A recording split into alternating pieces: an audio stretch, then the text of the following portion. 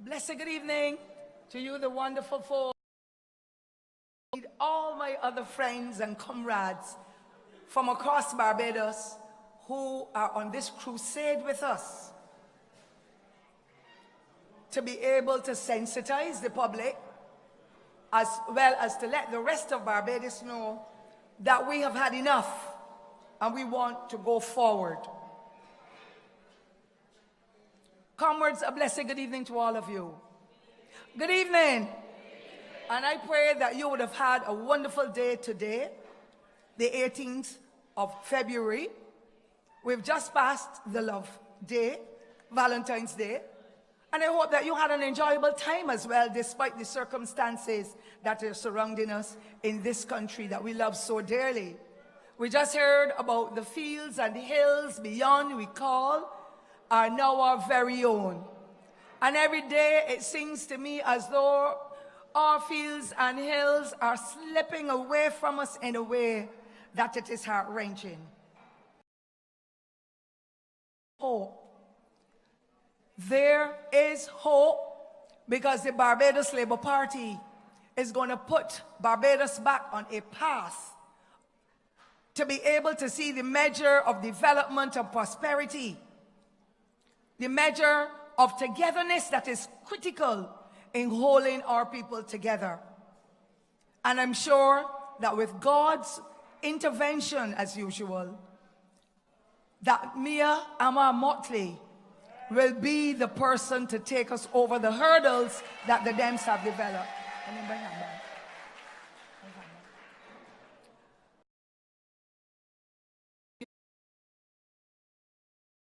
Came through to and every other, the length and breadth of Barbados. Lloyd Erskine.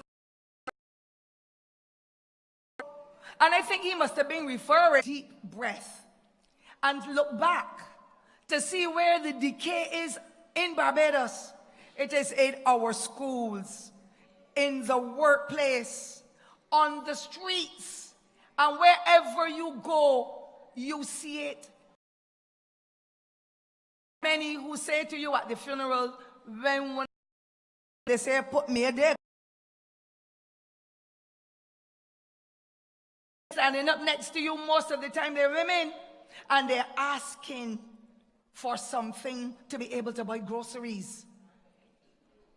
Our schools have been mismanaged under a minister for 10 years, the longest serving education minister in this country in the history. But you know what? It is the worst time that we have ever seen our education sector drop to the pit. And when I say drop to the pit, yes, things are happening. Yes, teachers and principals and parents are trying, but no, the Ministry of Education is doing damn little to be able to save this country and to help our young people to dream the dreams that their foreparents had, the hard work and the dedication they did in the fields, cutting the canes and loading them, working in people's houses as slaves, working in people's houses when they were managers and owners of plantations, and they made generation of yours is all hushed and gone. Forde, George, and Ronald Jones have to go, and the rest of the Democratic Labour Party. The younger one, he's 12 today actually, meeting this evening. He has now empowered in any time at all since Grantley Adams.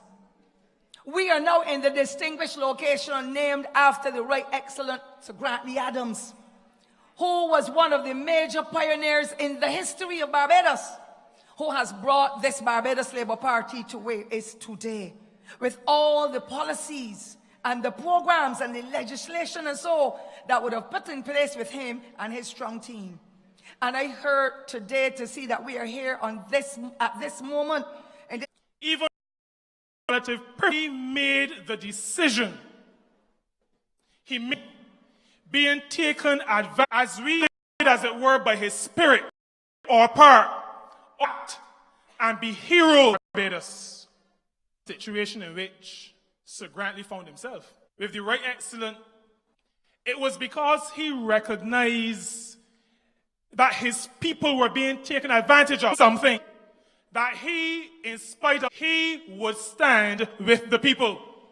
And ladies and gentlemen, I want to say to you that the Barbados Labour Party under Mia Mottley has determined that we will stand with the people.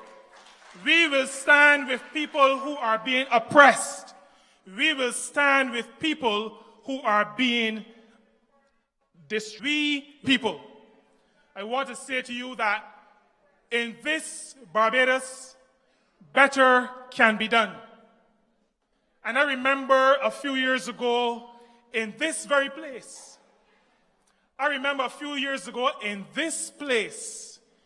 hearing the Barbados Labour Party say to all of Barbados that better can be done, that better must be done, and that better can be done. Barbados Labour Party government, better will be done. I believe that if he could, he would have resurrected. If he thought that we in 2018 would have to be fighting for water. And I want to tell you that even though the tax have come back on, the residents in Boscobel, very often when they get water, even as recently as last week, the water is brown, undrinkable, unusable. What is the purpose of having water if you can't use the water? But this is the kind of experience that we have to undergo under this Democratic Labour Party government. A government that does not care for people. A government that does not care about people. So you have a lack of water in the north. You have raw sewage in the south. And Mia Mottley, our leader, the next Prime Minister of Barbados, said to the Democratic Labour Party government 2 years ago, there is a problem. And as our former leader in this party, Onatha, would say, face it and fix it. But what did this government do? Laugh. And only started to act when manhole covers opened up and raw sewage spilled onto the roads of Barbados. That is when they acted. And do you know that even before Mia Mottley spoke about the sewage problem, that one of their own wrote a memo saying there is a problem, an urgent problem, a problem that needs to be fixed. But we have such a dastardly Democratic Labour Party government that not even their own people they don't listen to. One of their own spoke, and they refused to listen to one of their own. This is a government that needs to be gotten rid of. A government that does not listen to the people is a terrible government. A government that does not listen to their own people is even worse. We have to rid Barbados of this Democratic Labour Party government. They just don't care. But ladies and gentlemen, we can do better. We can do better. We can do better. In September 1984, the great Tom Adams, son of Sir Grantley, spoke at this very school. It was the opening of an extension that was funded by the World Bank. And I want to share with you, those of you who are here, those of you who are following on the internet, I want to share a couple of things that he said. This is what Tom said. This school is yet another symbolic expression of the great importance which the government attaches to education. For we recognize that it is through education that the survival and true success of a free democracy can be assured. Tom went on to note that the move to free education started in 1952 by the Barbados Labour Party. He spoke also to Grantley's foresight in opening schools, including this one, to the poor people of Barbados. Free education in Barbados started with the Barbados Labour Party. And I want all of you to keep trumpeting that truth. Free education in Barbados started with the Barbados Labour Party. And so you should not be surprised when this Democratic Labour Party government, made up of people who would not be in Parliament if they had to pay for their tertiary education, do not be surprised when this government, after ascending to heights where they can take the cream off of everything in Barbados, then proceed to kick down the ladder.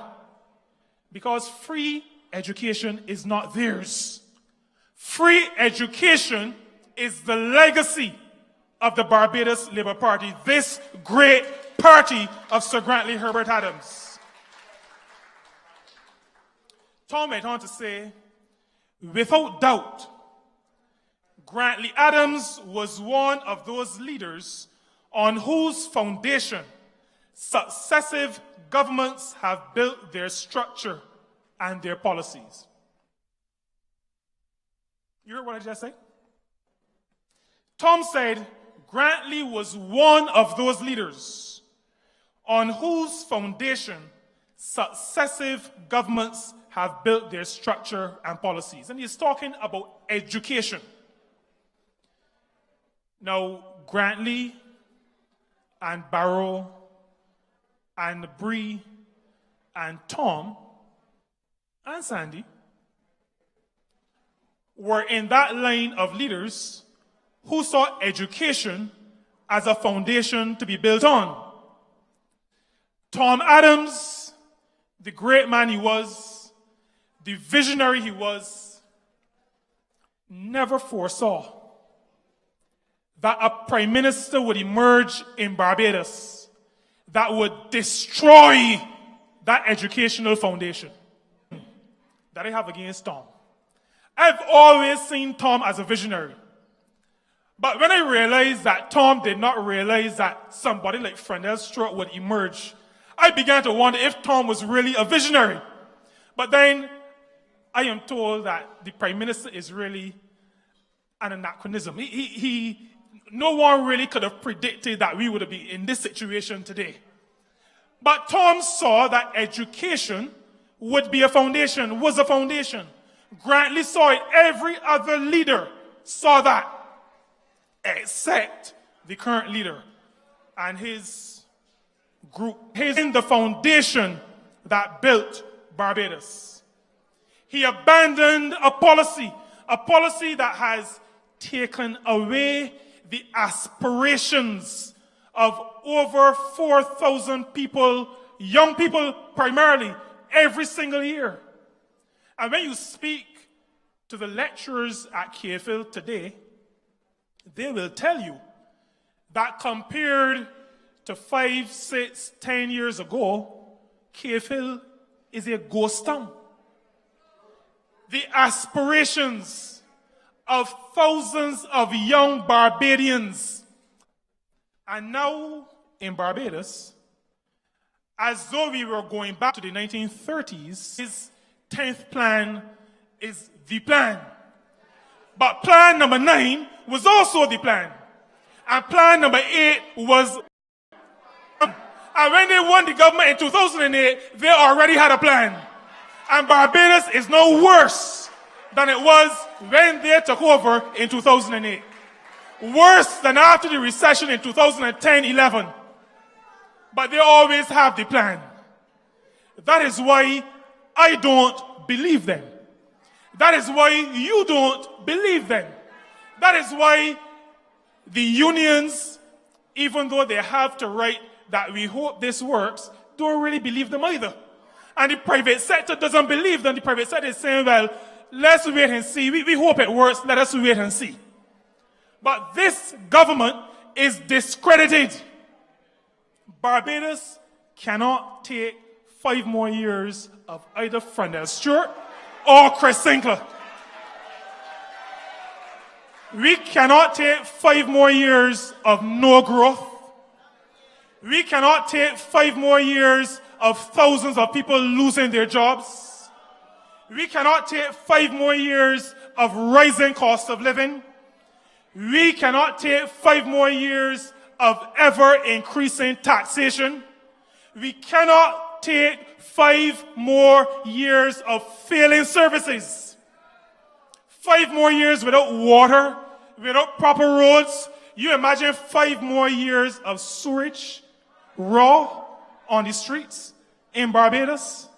We cannot take 5 more years, ladies and gentlemen. Better can be done. And this Barbados Labour Party will do better. And I want to say to all of you,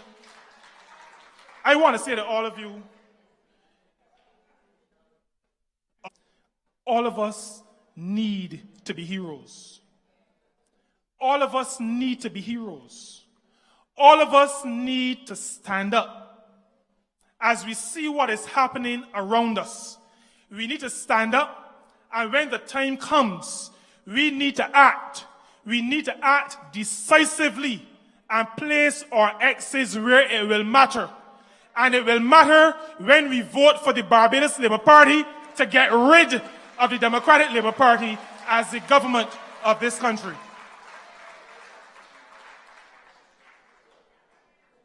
I want to touch on something before I finish. I am hearing some people in Barbados talking about entitlements. I am hearing people in Barbados who should know better saying that you, myself, everybody else can't expect government to be providing this and providing that. But ladies and gentlemen, if you pay your taxes, aren't you entitled to decent roads? If you are paying VAT in the supermarkets, aren't you entitled to good health care? If you are paying national social responsibility levy that was introduced and increased so that the hospital can be funded, should you be expected to take in toilet paper and bed sheets when you go for health care? Asking me to pay a tax and then telling me that I shouldn't expect any entitlements is like me building a house and then you telling me that I can't live in it. Or I go into a supermarket and pay for a loaf of bread and the owner tells me, well, you paid for the bread, but I only given you 2 biscuits. That is not entitlement. If I paid, then it is yours. Don't let anybody tell you any foolishness about entitlement. You deserve what you have paid for. I deserve what I have paid for. And ladies and gentlemen, I want to tell you this evening that we have to do what is necessary. And I want particularly to appeal to those who may be listening out there or watching, who that to be a true hero, you have to put aside some of what you've thought in the past and do what is right for Barbados today in 2018. You have to vote for the Barbados Labour Party. And I stand proudly in this hall today as part of a team that includes Dale Marshall, that includes Mia Mottley, that is led by Mia Mottley, to say to all of Barbados and to say to all of you that we will do better. Better can be done. Better will be done. We stand together. And I say to you, ladies and gentlemen, times are tough. Times are hard. But as the good book says, Weeping may endure for a night, but joy, ladies and gentlemen, will come in the morning. God bless all of you. Good afternoon.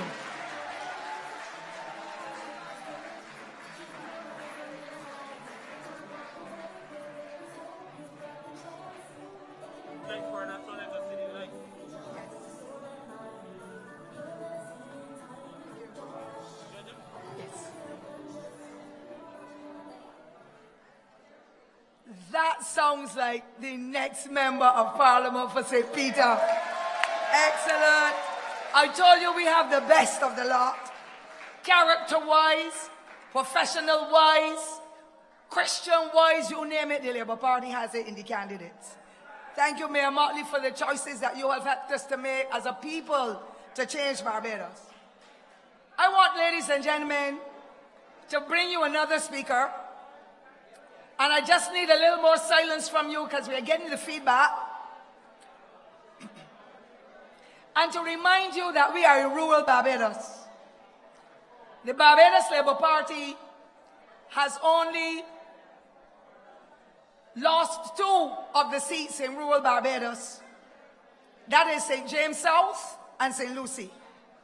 All the others have been, over the last 10, 15 years, big seats won by the Barbados Labour Party. And I have a problem though, because the Democratic Labour Party seems to be wanting forever to divide and rule.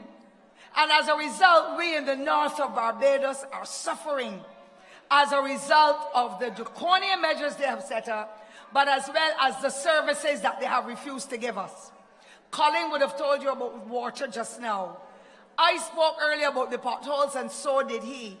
But sanitation is another one, where that not the NSRL, but the tipping fee has caused rural Barbados, especially in the north, to become the dumping ground of a lot of Barbadians. I want to let you know, St. John has been a seat held by the Democratic Labour Party for more than 3 decades. But you know, St. John feeling the squeeze too. And St. John is feeling the squeeze because the Democratic Labour Party has taken it for granted that the St. John seat is theirs forever. Well, I am going to bring you a young man this evening who has been an excellent youth commissioner for more than 20 years, working in the trenches, mobilizing young people to become good citizens and to look towards skills, employment, and offering service to Barbados. He is a fitting individual and candidate for the Barbados Labour Party because he brings with him the experience of working and getting along with people. He brings with him the expertise that is necessary because he has the charisma to be able to make that difference. He brings with him ideas to be put into policies that will help lift St. John from where it is right now. Because you sit and watch that member of Parliament for St. John from 2011 until now, 8 years? For 8 years, that member has never spoken for 15 minutes in Parliament representing the interests of the people in St. John. And there's so many challenges. Well, Charles Griffith, the Youth Commissioner, is the person who will come and give you the representation that you, the people of St. John, and you, the people of the North, need, because he has the capacity to make the difference. And what he does not know, we in Team BLP will help him and handhold him and nurture him. And so this evening, ladies and gentlemen, coming from rural Barbados in the parish of St. John is our candidate, Charles Griffith, who will speak to you about his plans and make the difference in St. John whenever that election is called. Welcome, Charles. All aboard? All aboard?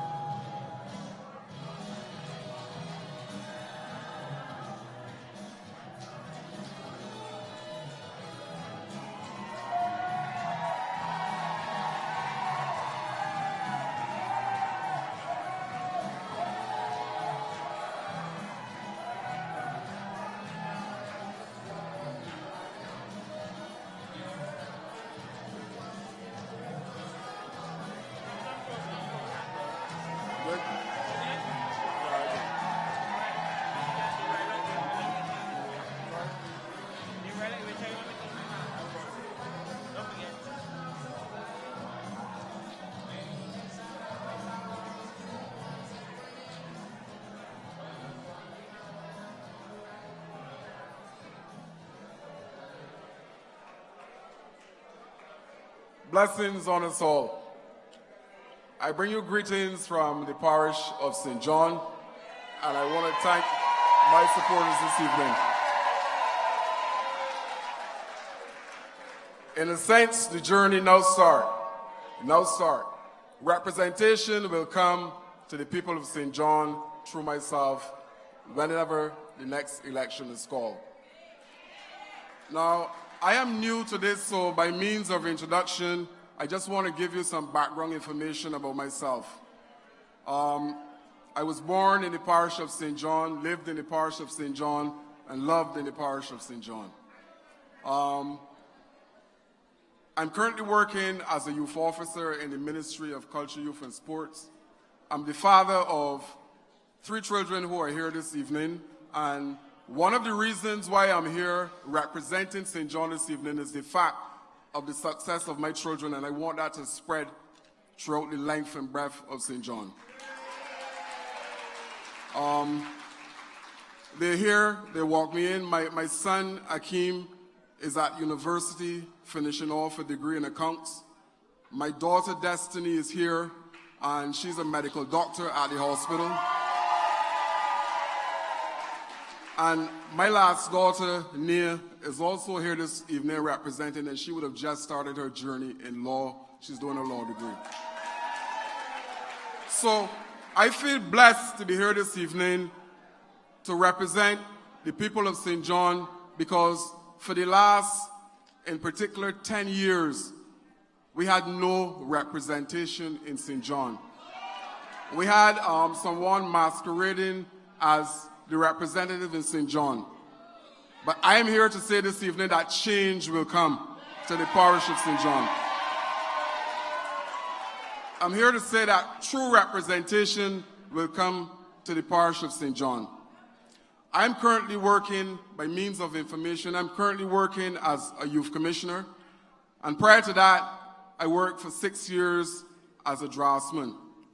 So my involvement in St. John would have started maybe 20 or more years ago in youth development.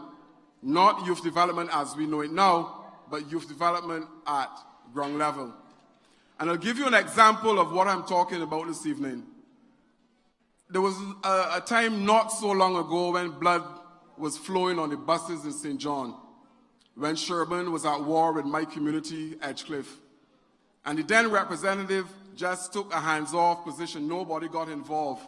But I believe that it was necessary to quell what was going to be a storm. We had individuals who were lying in the interpolated. Over 200 buses operating, while only 65 buses are operating out of Transport Board. And the private sector now has to come in, not only to play the routes, but also to be involved in the school bus system. We told you that this is a tricky government. The people of Barbados voted for this. You voted for this. So when you cannot get a bus, when you have to stand up in St. Joseph, in St. Andrew for 4 hours, you have to blame the people of Barbados, because we told you. And now they're coming to you again, asking for your vote. After 10 years of nothing you can see, they're asking for your vote. Roads in the worst condition. And what government has responded to passion these roads. I want to say to you that by 2006, we were not only refurbishing roads across Barbados, we were widening the ABC highway between 2003, ladies and gentlemen, and 2008. We were widening the ABC highway. We also did the Bridgetown improvement roads. We did highway 1 to 7. We were spending in any 1 year at Public Works, between our team as well as the private sector, over $200 million in road refurbishment. Today, this government cannot get $50 million in road repairs. What they do, you're patching roads. In fact, people say You have more patches in the road than roads in the patch. So you have big problem. You have real problem. That is the life under the Democratic Labour Party. What do you see? What do you see?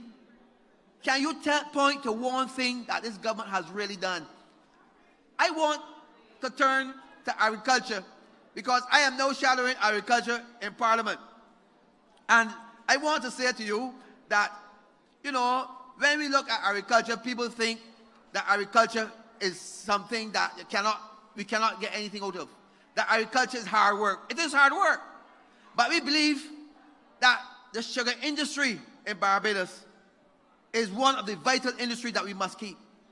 What has happened over the past 10 years is this, that when we left the sugar industry, and I'm pointing to you to the facts, in 2006, 2007, we were producing 30,000 tons of sugar. And I want you to remember that.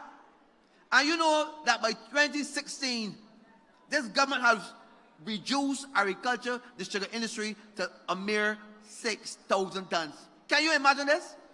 Within a space of 8 years, this Democratic Labour Party has reduced even the agriculture sector. And that's why I ask you to point to one success. Point to one success under the Democratic Labour Party. They point to tourism.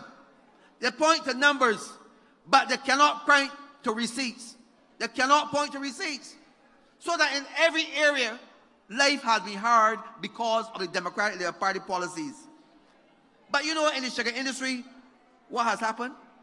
When you pass tonight by Andrew's Sugar Factory, what did you see?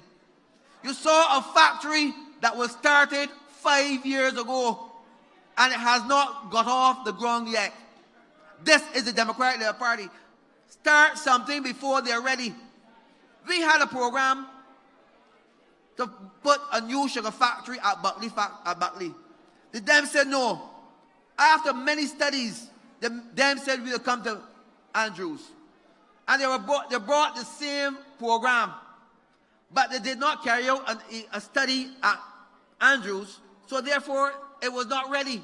So after 5 years, the people in that village have protested, so that they have not got off the ground as yet. You have a problem, and we cannot allow the sugar industry to die. Under the Democratic Labour Party, the sugar industry die. And we believe in the Barbados Labour Party that we can resuscitate the sugar industry, and we can bring this industry to produce as much as 50,000 tons of sugar. But you know what the problem is? That the government of the day refused to pay the farmers the money that is deserving of them. For this year's crop, I want you to know that they have not even paid the farmers yet the last payment that is due to them. So therefore, farmers cannot plant the present crop. They cannot reap the present crop. They cannot plant the next crop when it's due. So they have problems within the Ministry of Agriculture. And what is the minister telling you? The minister is not telling you the facts that we were producing and we were doing more in terms of carrot, beets. We were really doing well in agriculture when the Barbados Labour Party formed the government. But what has happened? Under the Democratic Labour Party, they have reduced every considerable things within this country. When you look not only at agriculture and sugar, when you look at the fishing industry, what do you see? You see an industry that has been left to itself. The fish industry is one of the industries that can really not only employ more people, but can really help bring in foreign exchange into this country. We signed an agreement with the European Union way back in the early part of this century. And under the European agreement, we are supposed to improve market condition. The Bridgetown market is in a mess. Oyston market is in a mess. The one at Western is the best of all, but that is not suitable. So we definitely need to upgrade our market facilities in order for us to export fish to the European Union. We have to do much more. And all of these things were done while the Barbados Labour Party was in power. I want you to know that this is nothing new. So the government is not putting anything new on the table. What they are doing is continuing a program that was started by the Barbados Labour Party to resuscitate the fishing industry. All of these things, rum, and we can go through a number of areas that we believe under a new Barbados Labour Party government, run by Mia Mottley, will surely bring new jobs to Barbados. Under a new Barbados Labour Party administration, we will not only resuscitate the sugar industry, and I heard the member for St. John speaking here just now. If you look at St. John, for example, you have over 3,000 acres of land idle at Forde, idle at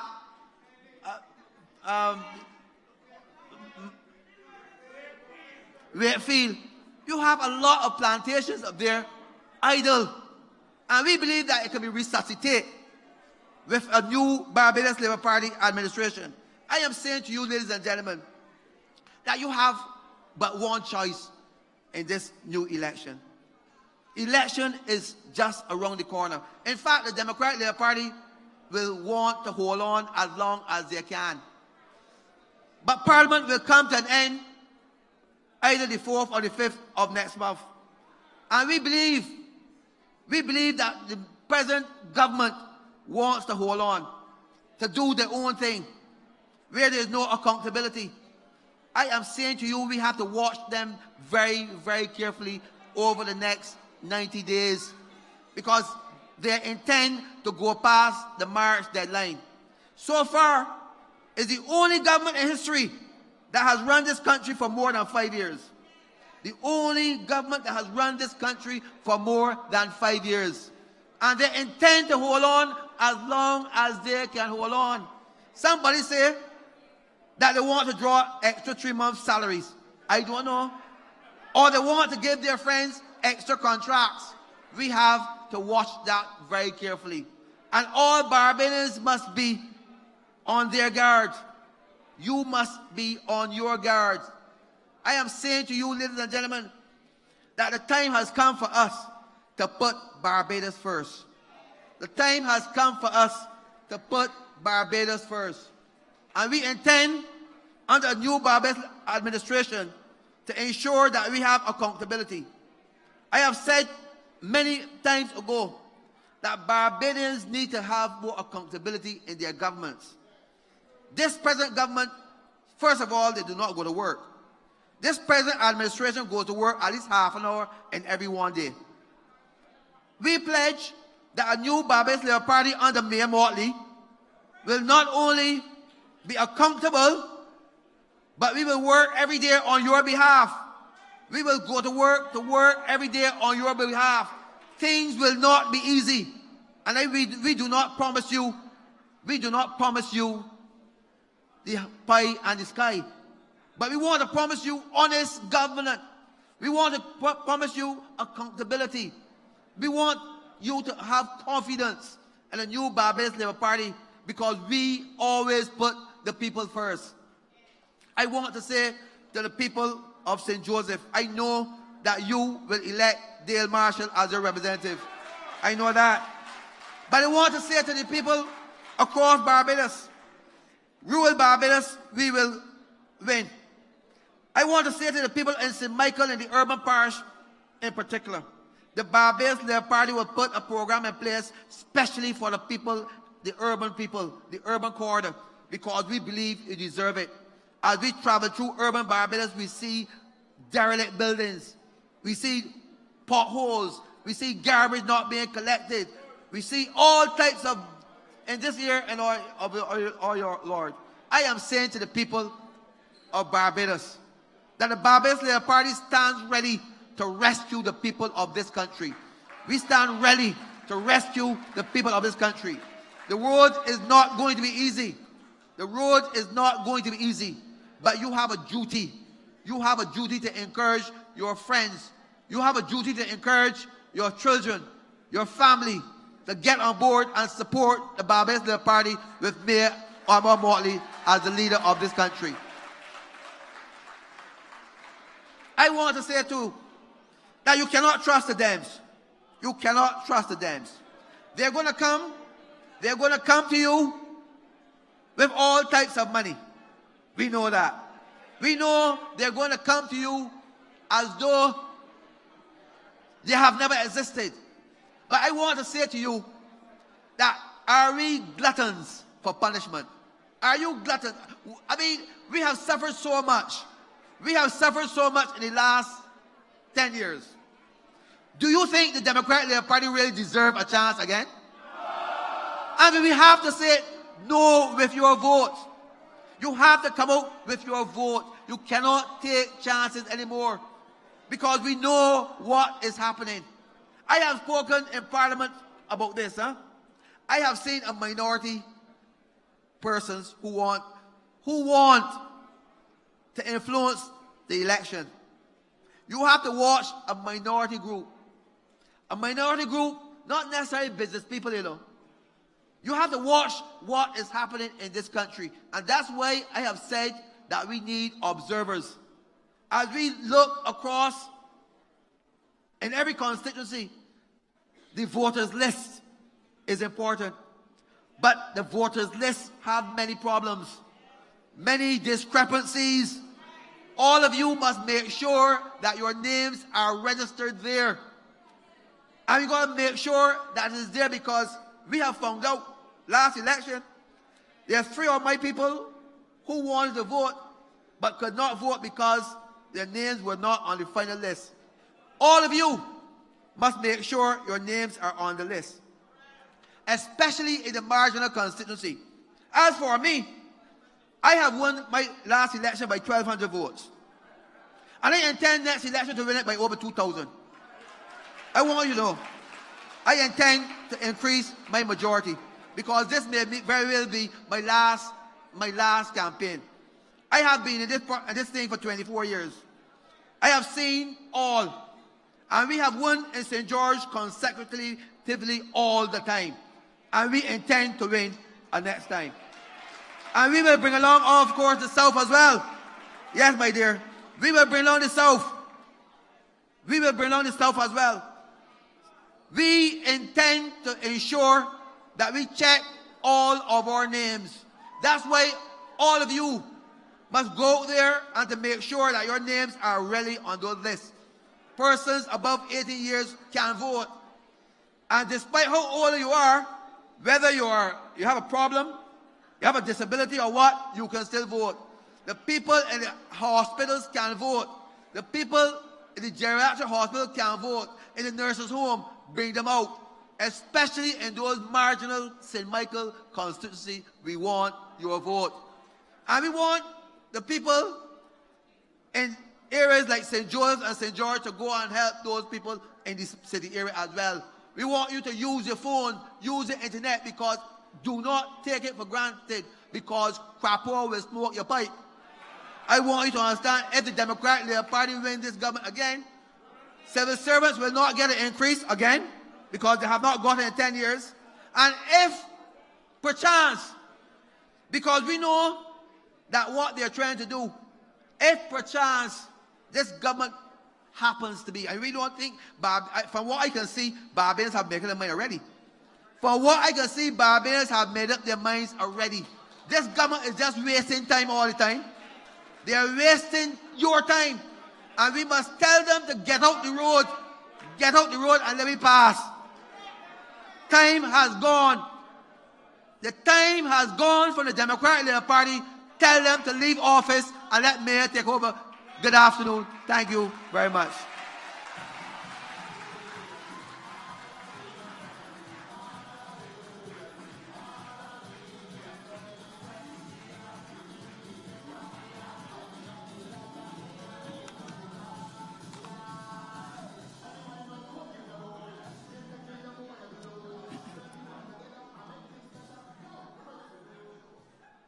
Colleagues, you listen to an old stalwart.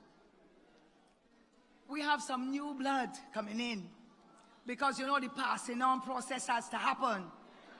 When we get older, we share our knowledge and skills with the younger ones and bring them to the fore that they can take over. And so this evening, I'm going to bring you another candidate who will speak with you. But I just want to give one sentence to carry on from where Glenn left off, and to make you alert that we in Barbados are suffering so much for transportation. We are getting the bus once every 4 hours in section of St. Thomas. And I'm sure that St. John people are even getting it worse. And the St. Andrew, the ones from White Hill, are suffering. I want to encourage you on polling day, do not take the risk of going to work. The legislation to going to work before you vote, that's what I mean. I want you to vote before you go to work. I'm not telling you don't go to work. I want you on polling day to make sure you go to the polling stations first. Because there ain't no guarantee that if you leave town at 2 o'clock, to leave Bridgetown to come to your polling area, that you will get a bus before 7 or 7:30 in the night. The polls close at 6. So automatically your vote will never ever happen. So vote first, because the legislation allows you that period of time to cast your vote and then get to your workplace if you have to. Excuse me. So pay close attention to that, because you don't want to be disenfranchised. I also want to tell you, ladies and gentlemen, that we have a young woman from urban Barbados who is going to be speaking here this evening. Again, one of the best choices in a candidate. Not one that's going to come and fill up your head with all kind of nonsense and then can't follow through. The Barbados Labour Party has always had policies and programs that we have brought to fruition, starting from none other than the great Right Excellence Grantley Adams, all through the ages in the Barbados Labour Party. Because that's where you got the franchise to go out and vote. Tom came and gave you the Tenantry Vote Purchase Act. Owen came and gave you back your 8% and gave you employment till we were at 6.7% when the government changed in February 2008. And therefore, I'm encouraging you, let us go forward with a Barbados Labour Party. It's the choice of the people at this time. And it's well managed under the leadership of the great Mia Mottley. You got to give a woman a chance, though. All these red lights, I know we vote in red. And I know that I'm not a speaker tonight, but I'm going to get my chance to bat. Because I'm going to tear some holes in the dams for mismanagement, poor governance, and the disrespect that is meted out to people. People complain about what Kerry said. When my leader was cursed in Parliament, the comments were never withdrawn. When I was cursed, no comments were ever withdrawn, but anybody can curse me because my life is an open book. Open it and anybody can read, and so is Mia's. So once women have to come to the fore, we get beaten about verbally, because nobody can touch Mia and expect that I'm not going to deal with them. But we are not violent women. We are just assertive women who have your interests and the interests of Barbados at heart. And so I introduce you to another beautiful young lady, a rootsy girl, coming from urban Barbados. She too has a vision for the people of her constituency in St. Michael's South Central. I want to bring you none other than that youthful girl, Marsha Caddle, who will now speak with you. Please welcome her warmly. Give her a rousing round of applause.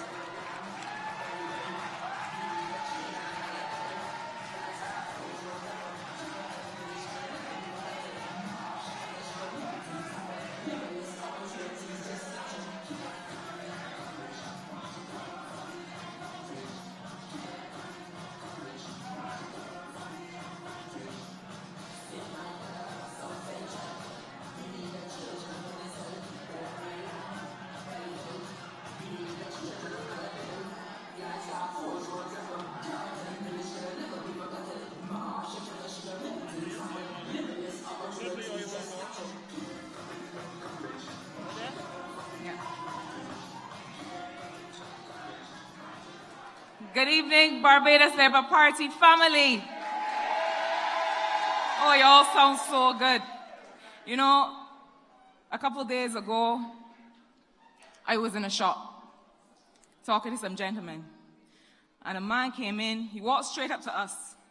He didn't say good afternoon or anything. He just came straight to me and he said, I have a kettle home. And I buy this kettle, I long buy this kettle, and it don't work. Even when it's full and the water hot, you don't hear nothing out of this kettle. It don't whistle at all.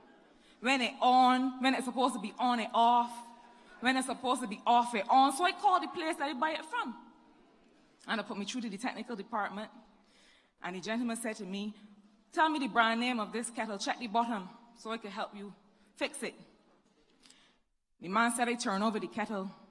And I had to tell him, man, don't bother, you can't get this fixed. This here mash up for good. It got on short.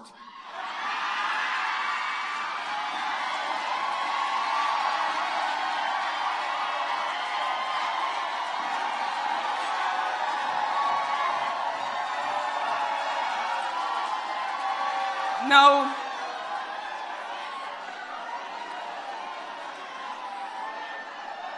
With every apology to anybody in this room that might be called Stuart, I want to say to you, good evening again. I come to you, St. Joseph. I come to you from St. Michael. St. Michael, South Central. I was born in St. Michael. I'm a St. Michael girl. And I have to represent this evening for the team St. Michael and the St. Michael family. I spoke last night at our first spot meeting in Carrington Village in Quakers Road. And I wanted to share a little bit about the theme that we have chosen for the campaign. The theme, as you heard in the song, is care, commitment, courage. And I chose that theme because it speaks to the values with which I was raised, and it speaks to my idea of what political representation should be. But you know, as these things go, with meetings such as this, you don't always get through all the things you want to get through. So I dealt with the care, and I dealt with the commitment. But I didn't deal fully last night with courage. And courage for me is perhaps one of the most important things. Because courage is about fight. And coming from St. Michael, one of the things that matters to St. Michael people, if you are going to come to them and ask for their vote, and ask to be given by them a mandate to represent them, you have to be willing to fight for the people. That is important to us. Courage is about fight. And courage is about fight and doing the honorable thing and doing the right thing, rather than what is politically expedient. Courage is about putting people above yourself. And my comrade and colleague, Kurt Humphrey, who is on my border in St. Michael South, he puts it a different way. He says it is about people over politics. And I want to say to you, as I mentioned Kirk and his values, that it warms my heart. It is an important thing, and it is a wonderful thing when you share the same values and the same vision and the same energy and passion for doing the right thing for people as the people, the men and women with whom you stand shoulder to shoulder in a political party. It is a wonderful thing to know that you have the same values and you have the same vision and you are on this road together to fight for the people of your country. Aspic doesn't know what that feels like, nor does Don Villinis, because they sit in Parliament or stand in Parliament and argue against measure after measure and still vote aye. They do not have the same vision. They do not stand together with the rest of the Eager 11 or with the Minister of Finance or with the Prime Minister. They do not have the courage of their convictions. They cannot represent the people that have given them the mandate because they're looking out for themselves. So I want to say a little bit about courage, because along with honesty and integrity and plain old common sense and mathematics, that is what has been missing from this Democratic Labour Party administration. I think it takes courage to admit that of the 7 or 8 plans that you have come up with to try and rescue this economy, it takes courage to admit, actually, I don't know what I am doing. It takes courage to admit that. It takes courage to say, these things have not worked. And to call on the people who know how to get this thing done. Or, alternatively, to step aside and let the people who have proven that they know how to get this thing done, get it done. This is not about you, this is about the people of Barbados. And you have now come with an 8th Barbados Sustainable Recovery Plan. And the Democratic Labour Party, if they're good at anything, and probably only one thing, it is at naming and renaming things. They name and rename things and call that governance. That is not governance. That is cosmetics. And so they have come with a new plan. And I have gone through it with a fine-tooth comb. And I cannot find anything that makes sense to me. That plan is a wish list. It is a set of words that they think sounds good, and a set of words that they think mask the reality of what is happening in this country. And I'll tell you what is happening in this country. And as I said at Quakers Road last night, I am happy and privileged and unafraid to tell the truth on behalf and to the people of Barbados, because we have a government that would not know truth if it came up and kicked them in the shins. We have to tell the truth. That is our mandate. While we are the opposition, Michael South Central, to stand up for the young men and the young women of that constituency. To stand up and say, I know that y'all are trying to give yet another contract to a certain man. But I have young men and women right here in Britain's Hill, where this Valerie high-rise is going up, that have not worked for months and years. I have tilers and masons and joiners and carpenters who cannot get work. It would have taken courage to say, he cannot get all. We have to create opportunity for young people. We have to create opportunity for working class people, for the people of St. Michael.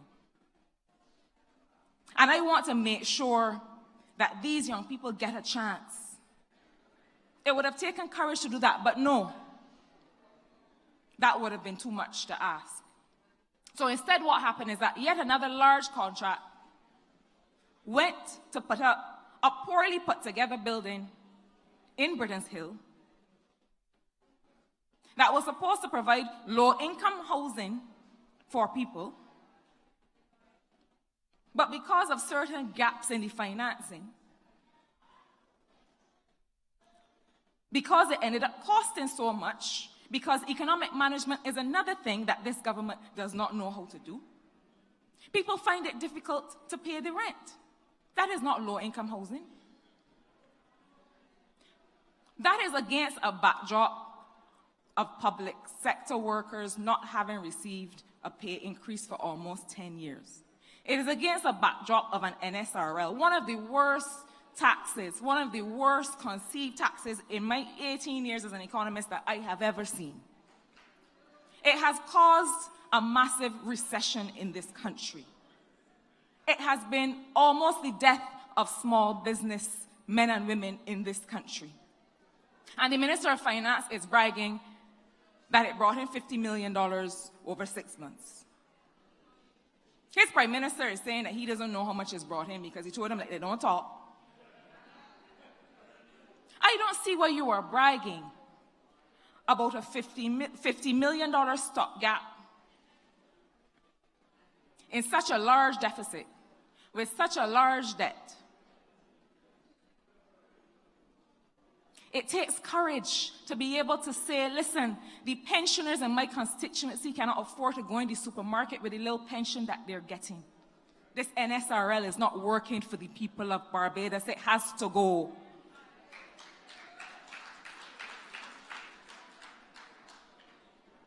It would have taken courage for the Prime Minister of Barbados to stick to his word that he gave to the people of this country when he said he would not remove free tertiary education. You cannot believe anything that this man says. I know he would have you believe that while he was able to benefit from not 1 but 2 degrees from the University of the West Indies free, your children must pay. It would have taken courage to be able to say, no, no, no, no, no, no, no. I told the people that I am not moving it. We have to find the money to do it. That would have taken courage, but they don't have any.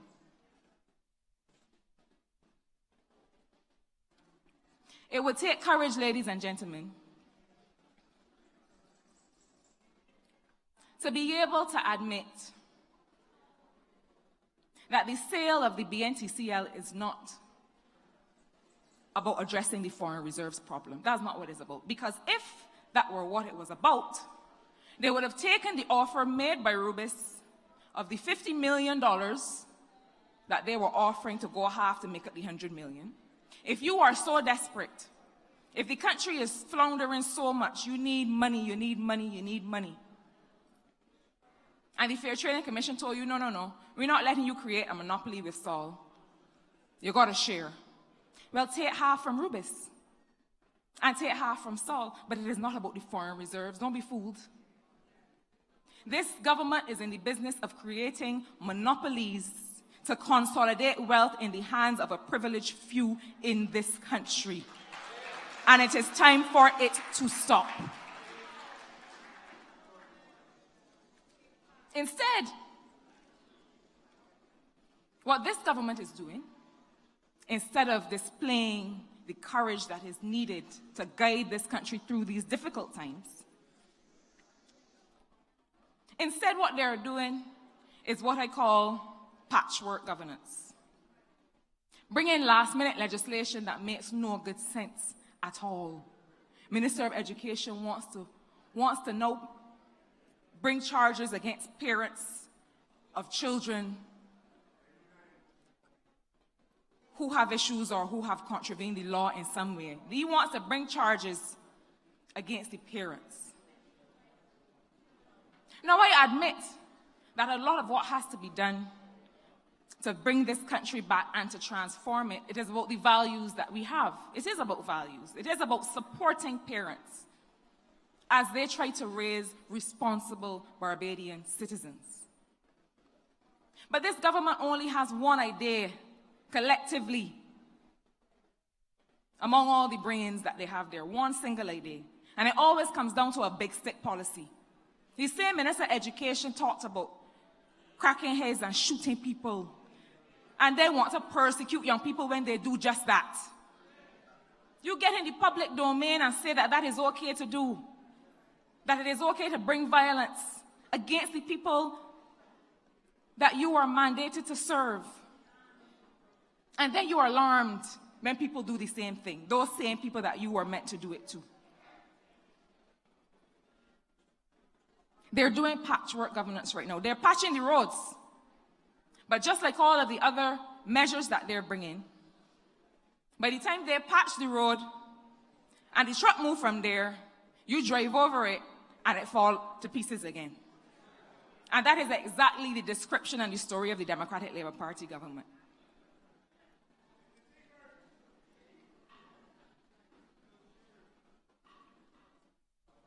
For this country to grow, it takes courage. I have never, to be honest with you, seen an economy, and I am talking about all across this region, that has relied so heavily on taxation to pay its bills. It is not a good formula. It does not work. You cannot tax an economy out of a recession. At some point, people have no more money to spend because they're paying all of it in taxes. And guess what? When they get sick, they have no money to pay for medication. They have to stay home from work. And you have to end up paying more money anyway than what you previously anticipated.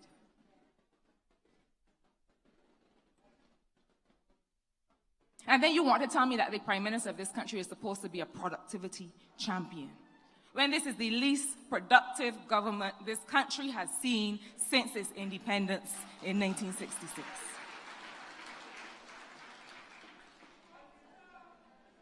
It takes courage and vision and leadership to understand that if Barbados is to go where we always thought that it would go,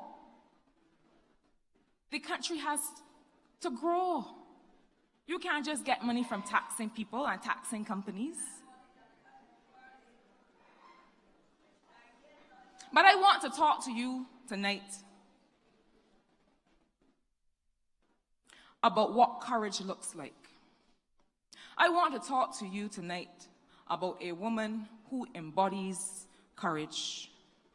I want to talk to you about the leadership and the vision of Mia Mottley. And I will be honest with you, it is not to say that we have a savior. I don't believe in deifying people. But I believe that Mia Mottley and everything in her life has brought her to us and to Barbados for such a time as this, when she will need, together with us and the rest of you, to deliver this country from the pits to which it has fallen. I want to talk to you about a woman who has had the courage to say, we do not need the NSRL in order to pay our bills in this country. It is a bad tax, and we are going to remove it so that people can live again. I want to talk to you about a woman who has had the courage to say, we can afford to educate our young people in this country. We have done it before, and that is the peril of this Democratic Labour Party government. That is the peril. That is the most dangerous and nefarious part of what they have been able to do. It is that they have attempted to convince the people of Barbados that this is the best that can be done. They make reference to an economic recession that every other country, including the countries hit by hurricanes not too long ago, have recovered from. Because it seems that there is a rain cloud that is only over Barbados. And they would have you believe that nobody else could do better. Well, I want to tell you, ladies and gentlemen, that Mia Mottley has done better, can do better, and will do better than this sorry bunch that we are calling politicians and government in this country. I want to talk to you about a woman who has the courage to understand that a lot of what we need to take Barbados forward is about the Barbadian confidence. It is about understanding that we are raising a people. We are raising a country.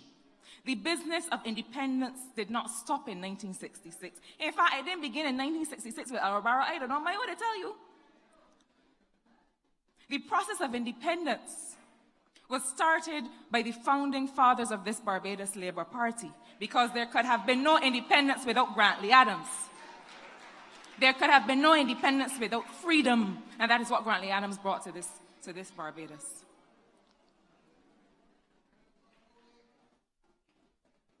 And she has realized that there is something that Barbadians must feel again. They must feel the confidence that we can be anything and that we can go anywhere. That we have to teach our children to swim. We are an island. And if we want to nurture entrepreneurial spirit, we want our young people to take risks. We are not just raising people to go and get a job for somebody. We are not just raising people to go and do the people work, as they say. We are raising people who can be global citizens grounded in their Barbadian roots and heritage. We have to teach our children to swim. We have to teach them a foreign language. We have to give them the confidence to go forward and take on the world. Barbados' biggest resource is its people. It has always been that way. And we have always sent out proud ambassadors of this small country. And people have been able to say, well, this little country is punching above its weight. We all got going on over there. They haven't heard about the hurricane that hit us 10 years ago and has not gone away. We were not supposed to be here today in 2018, ladies and gentlemen. But we are going to end up where we were meant to be under Mia Mottley as the next Prime Minister of Barbados.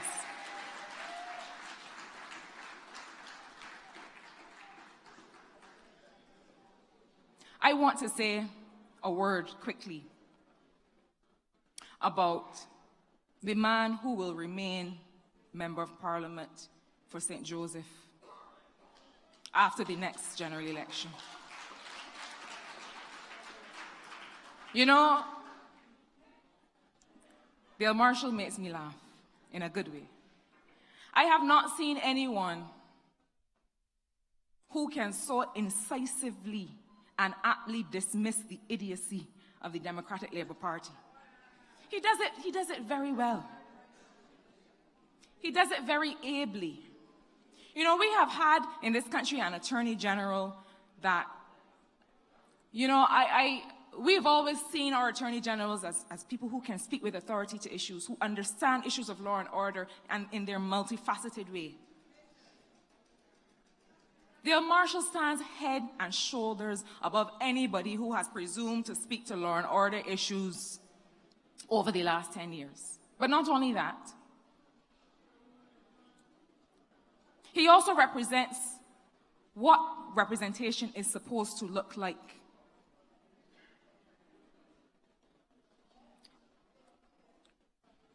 He was here when there was the collapse of the road in St. Joseph. And the man who was supposed to be here was trying to help out his friend down by me by patching the roads down there, when he should have been here.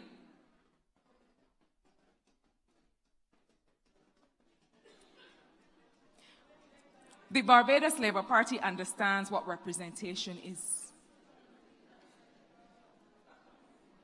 And I am proud to stand shoulder to shoulder with men and women who understand care, who understand commitment, who understand courage. But it's not just us, and we can't do this alone. And I know, ladies and gentlemen, that you all also have the courage that it is going to take to bring this Barbados Labour Party to government in the next general election.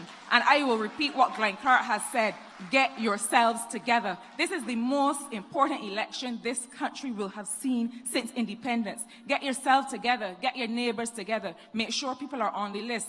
The only way the Democratic Labour Party is going to win the next election is if they do it in ways that are not above board, and it is not beyond them.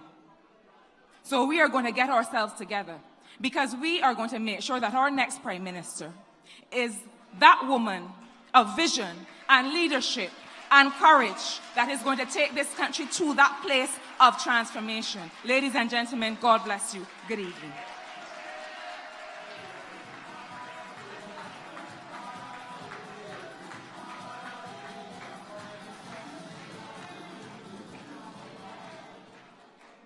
I told you so, and you have proven it. We are looking at the interest of time, because we have a limited time in which to exit. And therefore, I'm going to take out all of my mouthings and introduce you now to another young person. None other than Dwight Sutherland, St. George South. He will now come and speak to you about all the challenges. Please welcome him.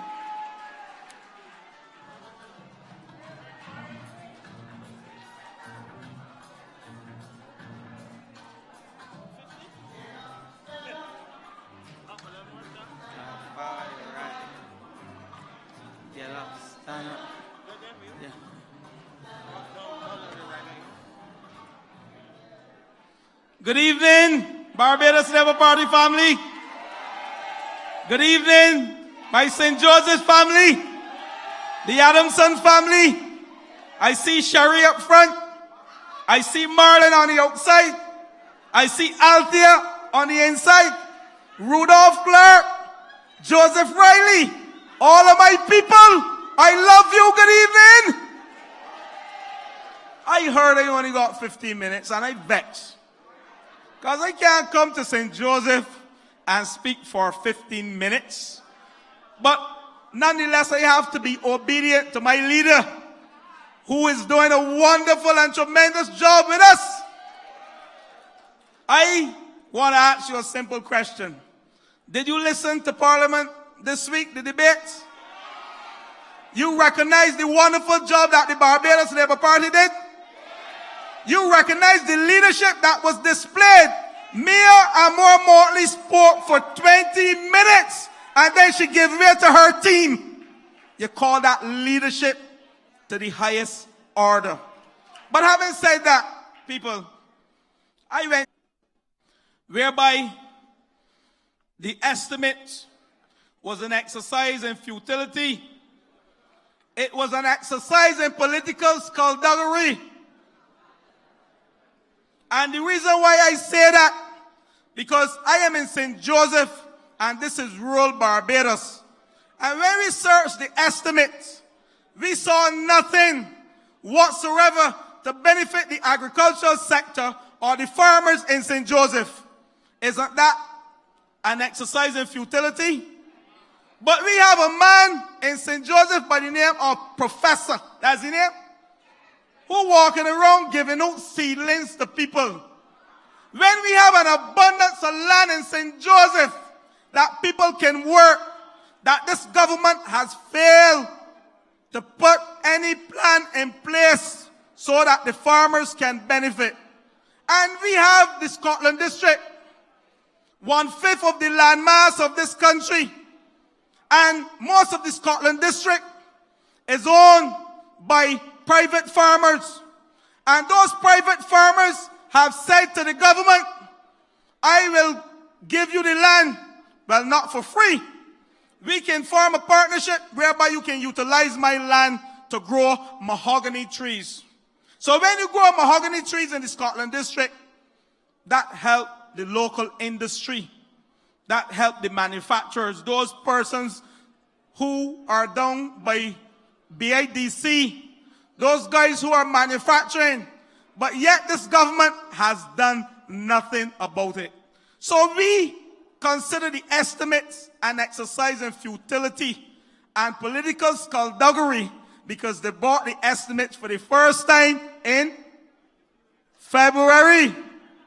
And Parliament will be dissolved on the 5th or 6th of March, Dale. I ain't got the right date, either the 5th or the 6th. But this give the government all the leverage to go and do as they please. But I say to them, the Lord ain't sleeping.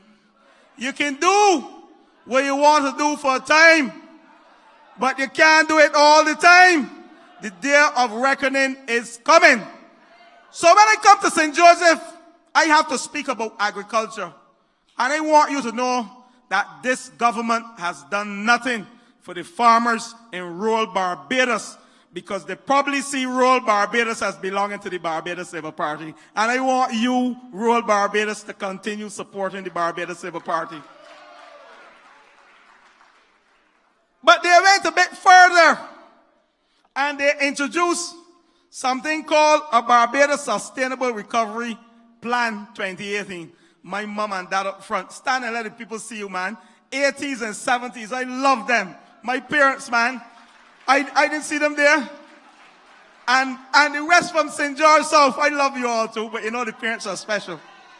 This plan, Barbados Sustainable Recovery Plan. And I said to Chris Sinclair, you had 5 or 6 plans. I think Dale said 5. I said 6, Dale. I got on one, no problem. And you did nothing for the people of Barbados. Now you come at the last minute on the eve of an election. And because you want to tell me that the social partners and the social partnership was part of this plan, you think it's going to give the people of this country hope. Has it given you any hope? Has it given you any hope? Has it given you any hope? Thank you. So I think Chris Stinkler should take this plan, put some ketchup and pepper on it with some cheese and eat it. This plan is making mock sport at the electorate. And I'm going to speak to them. I want more than 15 minutes, man, Cynthia, begging you. I have a lot to talk in St. Joseph tonight. Give me 20, give me 5 more, please. Glenn Clark took my time. I love him, though. A good politician. But when you look at this plan, a statement by the Barbados Private Sector Association, you know, the social partnership agreed to this plan. I have no difficulty with the plan. I can tell you where my difficulty lies. And you're going to agree with me. It said, and I think Ronald Toppin, the member for St. Michael North, spoke for this. I see some of his people there watching me, Mr. Kelman. Ronald referenced this document in his speech, the statement by the Barbados Private Sector Association.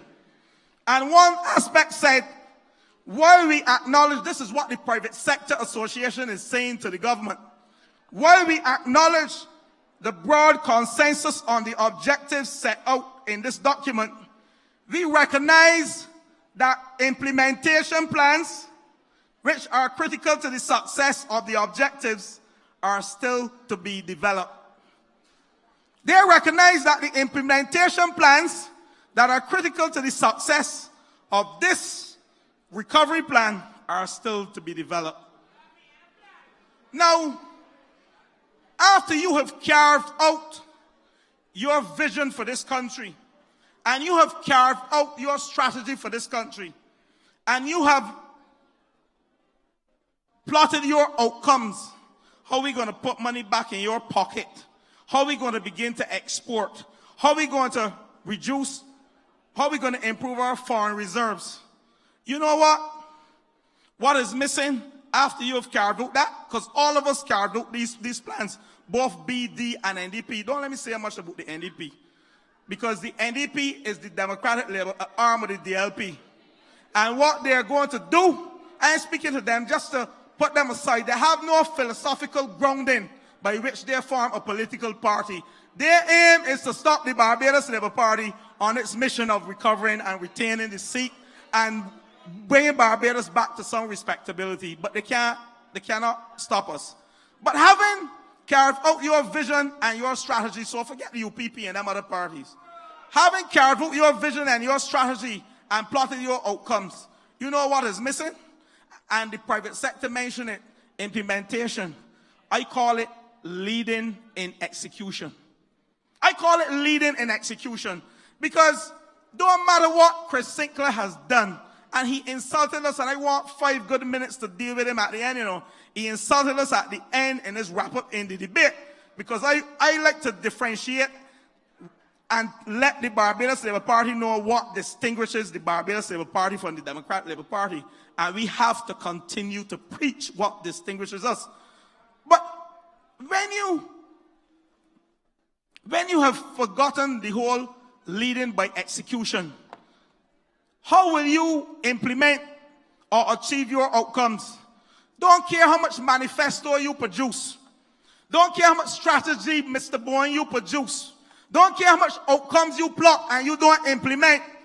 And I call it leading in execution. You have failed the country. And that is what the Democratic Labour Party has failed in. They have failed in the execution of their manifesto pledges to the people of this country. And when you examine every aspect of leadership, the Democratic Labour Party, they behave as if every day is election. They behave so with all these empty exhortation and these fancy speeches as opposed to getting down to the business of the day, which is running the ministries. They continue with these empty mouthing. Believe there's a peace.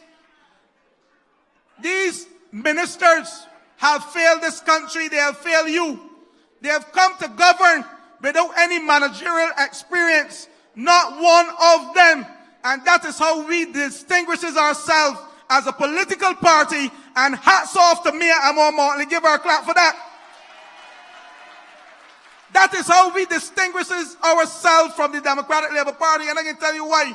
You heard tonight Colin Jordan, a man with immense managerial experience in accounting economics and in the tourism sector, he came to the fore.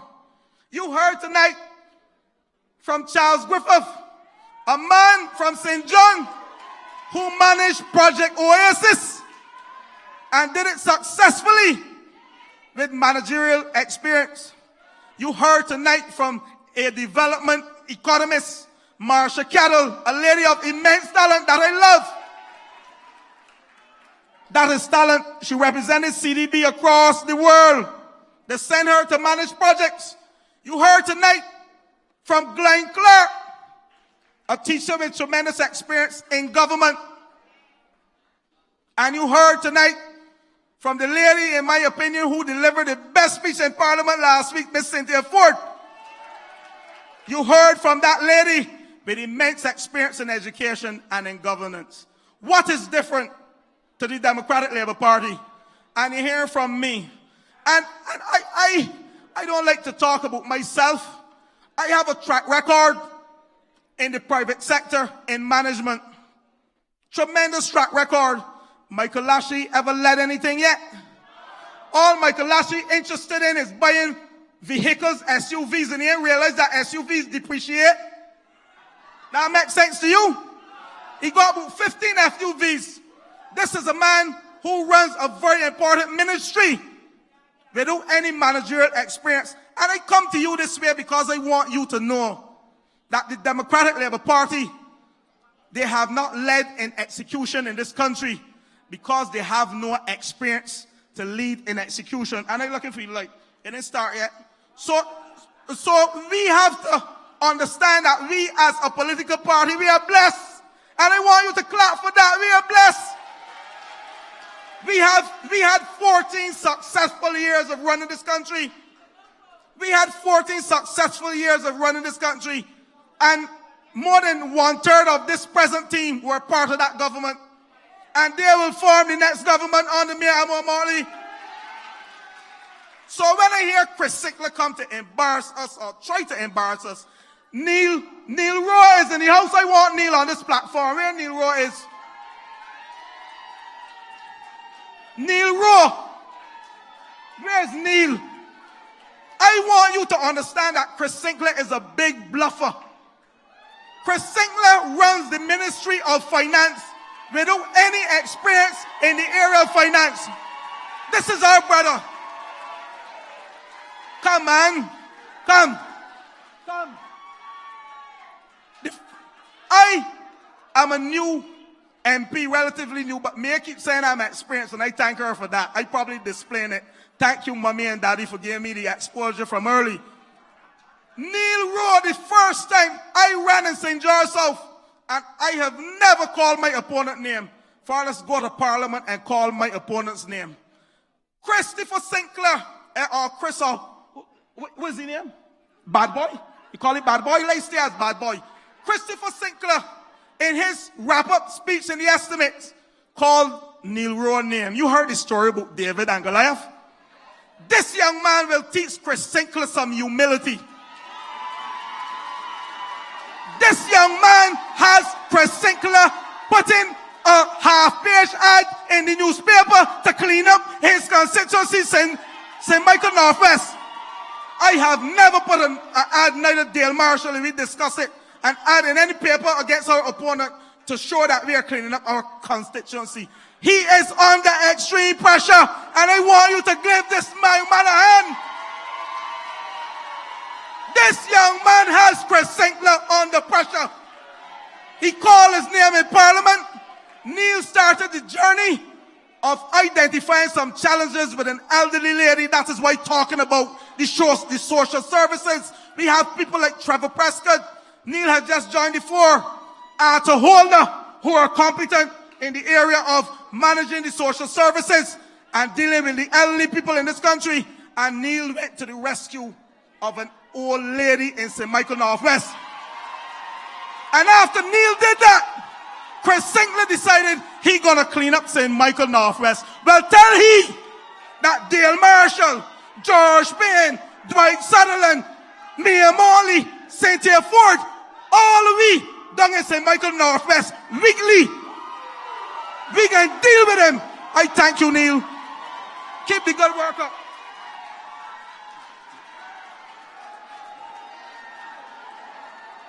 That's it, man. Don't think that we have a Pupa team and a Paku team, as the boys will tell you. This is a Paku BLP. This is a team that can rescue you. This is a serious team, a dynamic team. Let me tell you about the team. Let me tell you about the team. This team has a doctor in it. This team has an engineer in it. This team has entrepreneurs in it. Sandra husband in Darwin. I call the social services man. And John is social service. John is social service. Help me call them. Help me call them. Help me call them. Stand up, man. Stand up, man. God of mercy. My horse. Come to the stage, man. Come to the stage. Come to the stage, Kirk.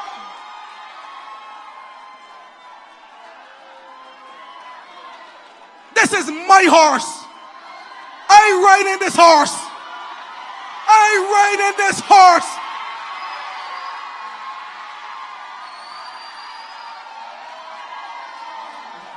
This man, this young man, like Marsha, we have potential leaders in the Barbados Labour Party. This man will unseat Frondel's throat. He will keep Frondel's throat at home, just like Neil will keep Chris at home. And we will continue to support him. Thank you, my friend. I ain't worried. I get met with a proud in St. George South, man. I ain't worried. My aim is to make sure we won 14 seats in the last election, and I cry. I ain't crying no more, because when I see the talent may unfolded to me, I said, we are blessed. We are blessed. How much more time I got? How much more time I got, Cynthia, man? 10 minutes. So give me 10 minutes.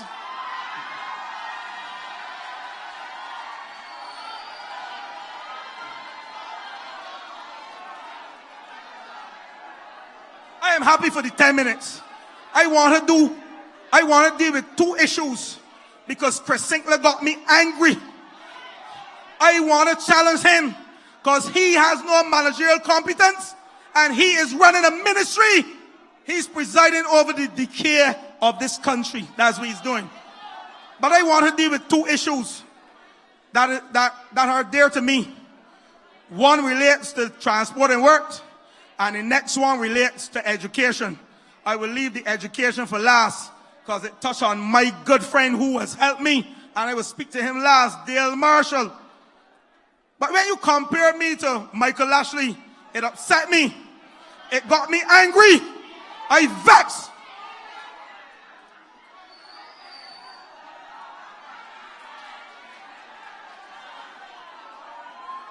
Michael Lashley never managed nothing before.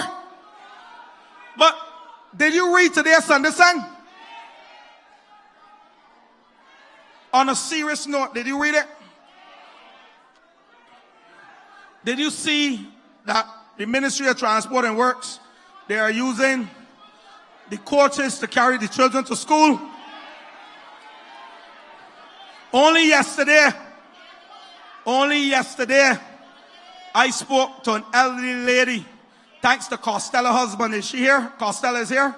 I like to recognize my team members when they call me to address issues. Costello is one of my box captains on the southern side of St. George, Cox Road and St. David's, and that side coming up by Edie Village. An elderly lady told me yesterday, she said, Mr. Sutherland, sorry, she called me Dwight. It's called me Dwight. She said, Dwight, I was told that I will have to pay a bus fare simply because no more transport board buses will be running to Edie Village or Cox Road. This is what the lady told me.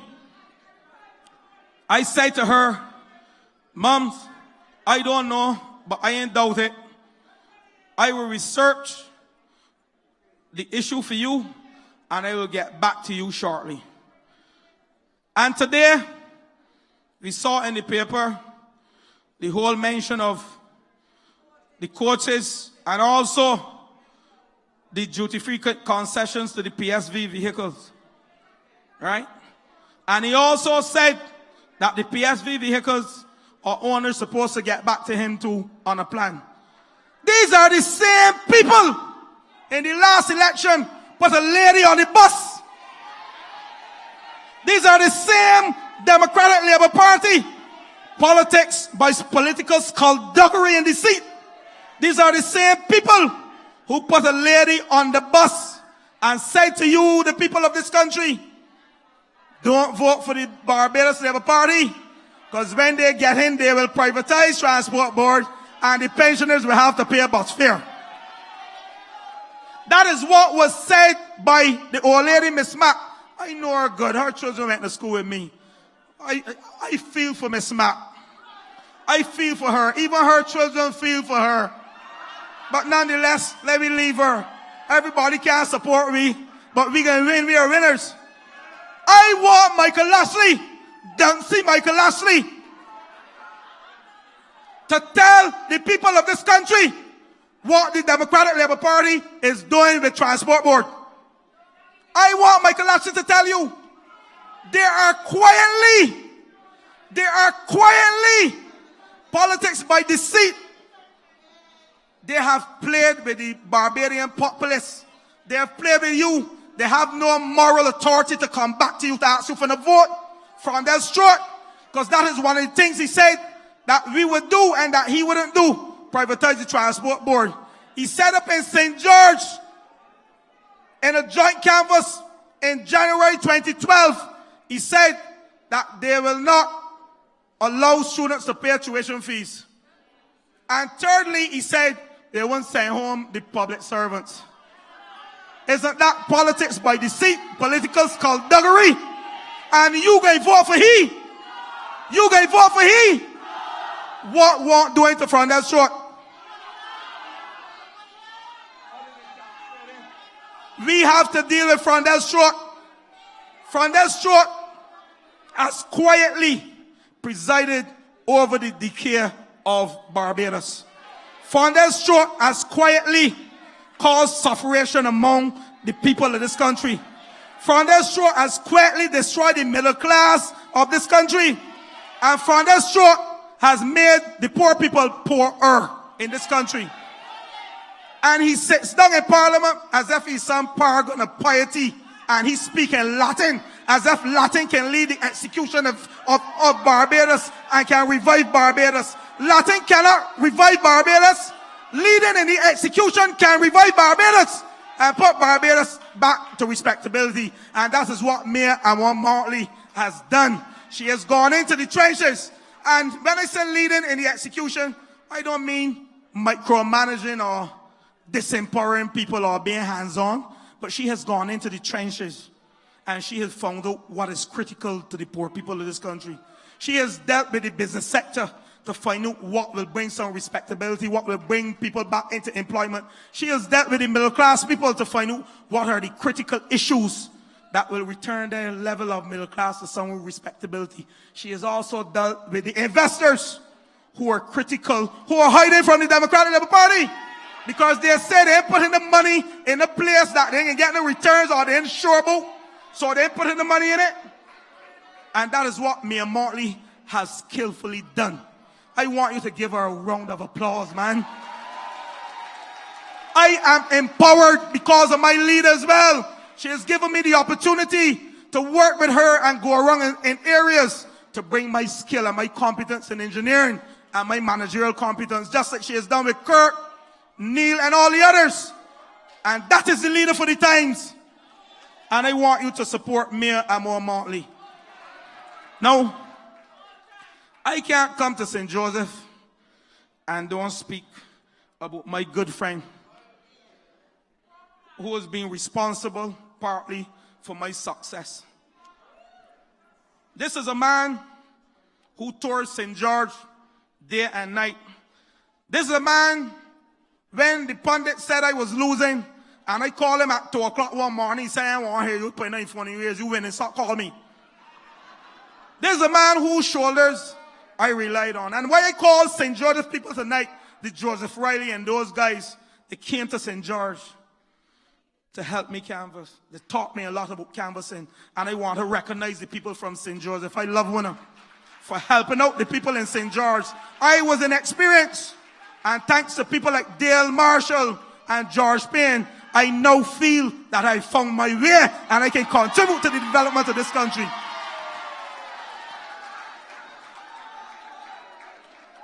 But I want to deal with an issue though. This is the final issue, the light on. I gotta finish now. I am an obedient MP. You know who is the chairman of Grantley Adams? Professor, the DLP candidate that they're going to lick up again. You know he get $1,200 a month for being the chairman of this board. That's not all though, you know. You know the professor has employed as a consultant in the Ministry of Education. You all know what he does, what his title is? I'm coming out, Cynthia. The function of the consultant to conduct appropriate surveys and to ascertain the degree and the extent and the reasons for deviance among students. This man is being paid $89,000 a year as a consultant in the Ministry of Education to come up with a paper on deviance in schools. And he's the chairman of this school where we are seeing most of the challenges. I come in, Cynthia, I come in. This is one night I can come here. But he also has the responsibility to develop and implement a statistical format to capture all relevant information on deviant behavior, inclusive of bullying, fighting, suspension, and expulsion, etc. You can imagine this man was employed since 2013, and he's working as a consultant in the Ministry of Education, and he's responsible for implementing a strategy on deviant behavior in school. But yet he's the chairman of this school, and what is happening with this school? The Democratic Labour Party is feathering their own nest for the past 10 years. But I want to wrap up by telling you, the St. Joseph people and the people of Barbados, you can't vote for Professor, and I know you ain't going to vote for him. You have to give Dear Marshall, tried, tested, and proven, one of the best talents in the Barbados Labour Party. When we were going through our issues with crime, he was Attorney General and he rescued Barbados. An attorney at law, international business minister, and also former Attorney General. He is a member of the team, a very senior member. I want to thank you tonight for listening to me.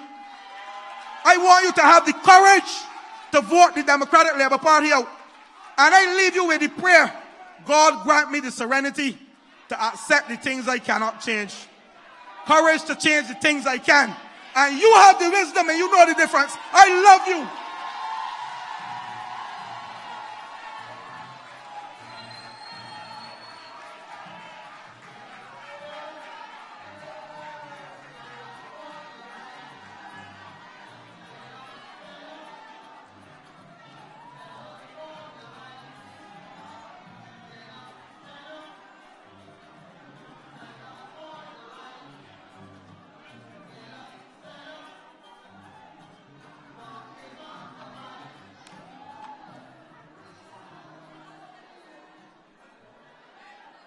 Congress, they did not want me to treat that little boy at all.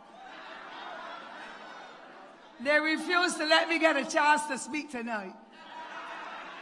And they put me to chair. Put me in a stranglehold. But hold on. Dwight only has that little bit on his phone. I have a dossier on every last one of them. The skullduggery in this country, I have never seen it or heard it like this before. But you know, mine doesn't fall off at any truck. Mine comes straight from the source. He forgot to add on just now that the consultancy includes investigating and coming up with a strategy for children at risk. But that is another conversation. I just want to remind you, comrades, and not only you, but all other Barbadians who are listening and viewing what we are doing here this evening at the Grantley Adams School, to be reminded of three things. One, I have worked 48 years of my life in the government. January the 20th, 1970 as a teacher, and then in 1994 until now doing this work. Well, you know what kills me? A minister of education who said that the children have demons, who said that people want their heads cracked and doing all kind of nonsense, has undertaken a responsibility never ever yet seen in the history of Barbados, where people were invited, and to people now I mean teachers, were invited to the Ministry of Education late last year. They left the school early to go to the Ministry of Education or to Erdiston to receive appointment letters. Well, if I have never ever seen a country drop months, especially at this stage, those who function in a position for 3 consecutive years and they are not replaced or displaced, they're still there. And now this government is using appointments, like how you hold the carrot in front of the donkey, to say, eat it and you will get the desires of your heart. These ridiculous people in this government cannot use appointments to entice people to vote for them. But who will want to vote for the themselves though? Not even the Right Excellent or the Right Honorable Erskine Sandiford, Sir Lloyd Erskine Sandiford, don't want to see them. He asked them, how did we get here? You know, to this day, nobody has answered him. Absolutely nobody. So watch that appointment business. You are entitled, whether they are the government, or we are the government, or somebody else. Because Maria got plans to be the government. They cannot hold you in any stranglehold. And it is against all thinking, all right thinking people to be able to see people being pushed up and bowing in front of a prime minister or bowing in front of a minister to get a letter of appointment that the civil service ministry and public administration and those are responsible for coordinating and sending it to you in the mail. I can still find mine when I got appointed. Mine came in the mail. You don't want that to make them feel, I felt sorry for you, so I appointed you. You deserve what you have worked for. That's one. The second one is the income tax. Beijing said, want mine. You know, the finance minister about 3 years ago said, I am the minister of finance. I ain't got no training in economics, but I learn on the job. You know, he learned the worst way though. Because this economy now is the worst I have ever seen in the history of Barbados. And he had 3 budgets ago when he said, as I speak to you, ladies and gentlemen, I want you to know the checks are being written. I wonder where the checks are though. Why I get my yet? Did you get yours? Do you want yours though? I want it before the election call. Let him put his money where his mouth is. If he can give out 1,000 clothes baskets of foodstuffs, flat screen TVs, tablets, and I have no problem with poor people getting things, you know, then he can help me get my income tax returns. I want it like yesterday because I am in the same stranglehold that you are in, helping to raise my grandchildren, helping to raise people in the village, and I need my income tax. I paid it. I want it. So tell him he's under some pressure all this week. Don't come at any meeting last weekend and say, oh, we understand and we will make sure that Barbadians get their income tax returns. They belong to you. You must get them. The other one is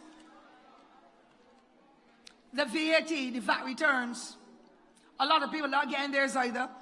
But this is a minister who has given Sandals 40 years of concessions, totaling millions of dollars, and cost you less, 25 years. And a good few of the people that were working in that little restaurant there have been sent home. Cost you less, it's now cost you more. And Barbadians are paying through their noses under an administration that used to accuse the Barbados Labour Party of white shadows. But I would rather live under a Labour Party with white shadows, if that were the case, than I would. I can't see that, but thank you. Tell me. I hear you. Thank you, darling. God bless you.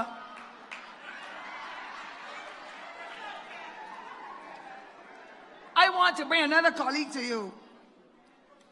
But before I get there, I just want, as I close my statement, to say, people were getting pension checks like this before. 2, folded, and it's perforated so you can tear. This is what I saw last week. I signed them for old people. I don't want the people's names showing up. It says here at the top page that should have been folded and perforated, a second check. They're now getting one. And it says this page left intentionally blank. So poor people, all of the checks I signed last week for senior citizens who cannot get out or who cannot see, all of them came like this. What used to be blue is now red. What is that telling you? The Dems had it blue, and now they turn it red. Red stands for the Labour Party.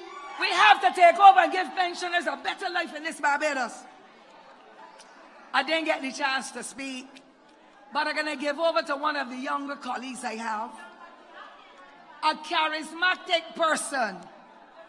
A person with a wealth of ability. A person who is compassionate and only speaks when that person has to speak. I want to introduce to you, ladies and gentlemen, you say no? You know, when you're getting old people want me to think you're foolish. I don't mind. They give me one man, they're going to give me another one now. That is fine. All in the name of the Barbados Labour Party. Talk till you come. You can give me that young man? He used to be young. His father, Rupert, was my man. From St. Lucie, Rupert Phillips. And we are bringing the young men and the young women, the older men and the older women, and the oldest woman here to you. Because we feel that there has to be a marriage of youthfulness, of people who are mature and those who are a little older, so that at the end of the day, when the team gels together, you get the representation that is second to none in our country. And so I'm going to introduce to you, although it is haphazard, a young man from St. Lucie who will lick out 20% is more than 80. Peter Phillips, please welcome him.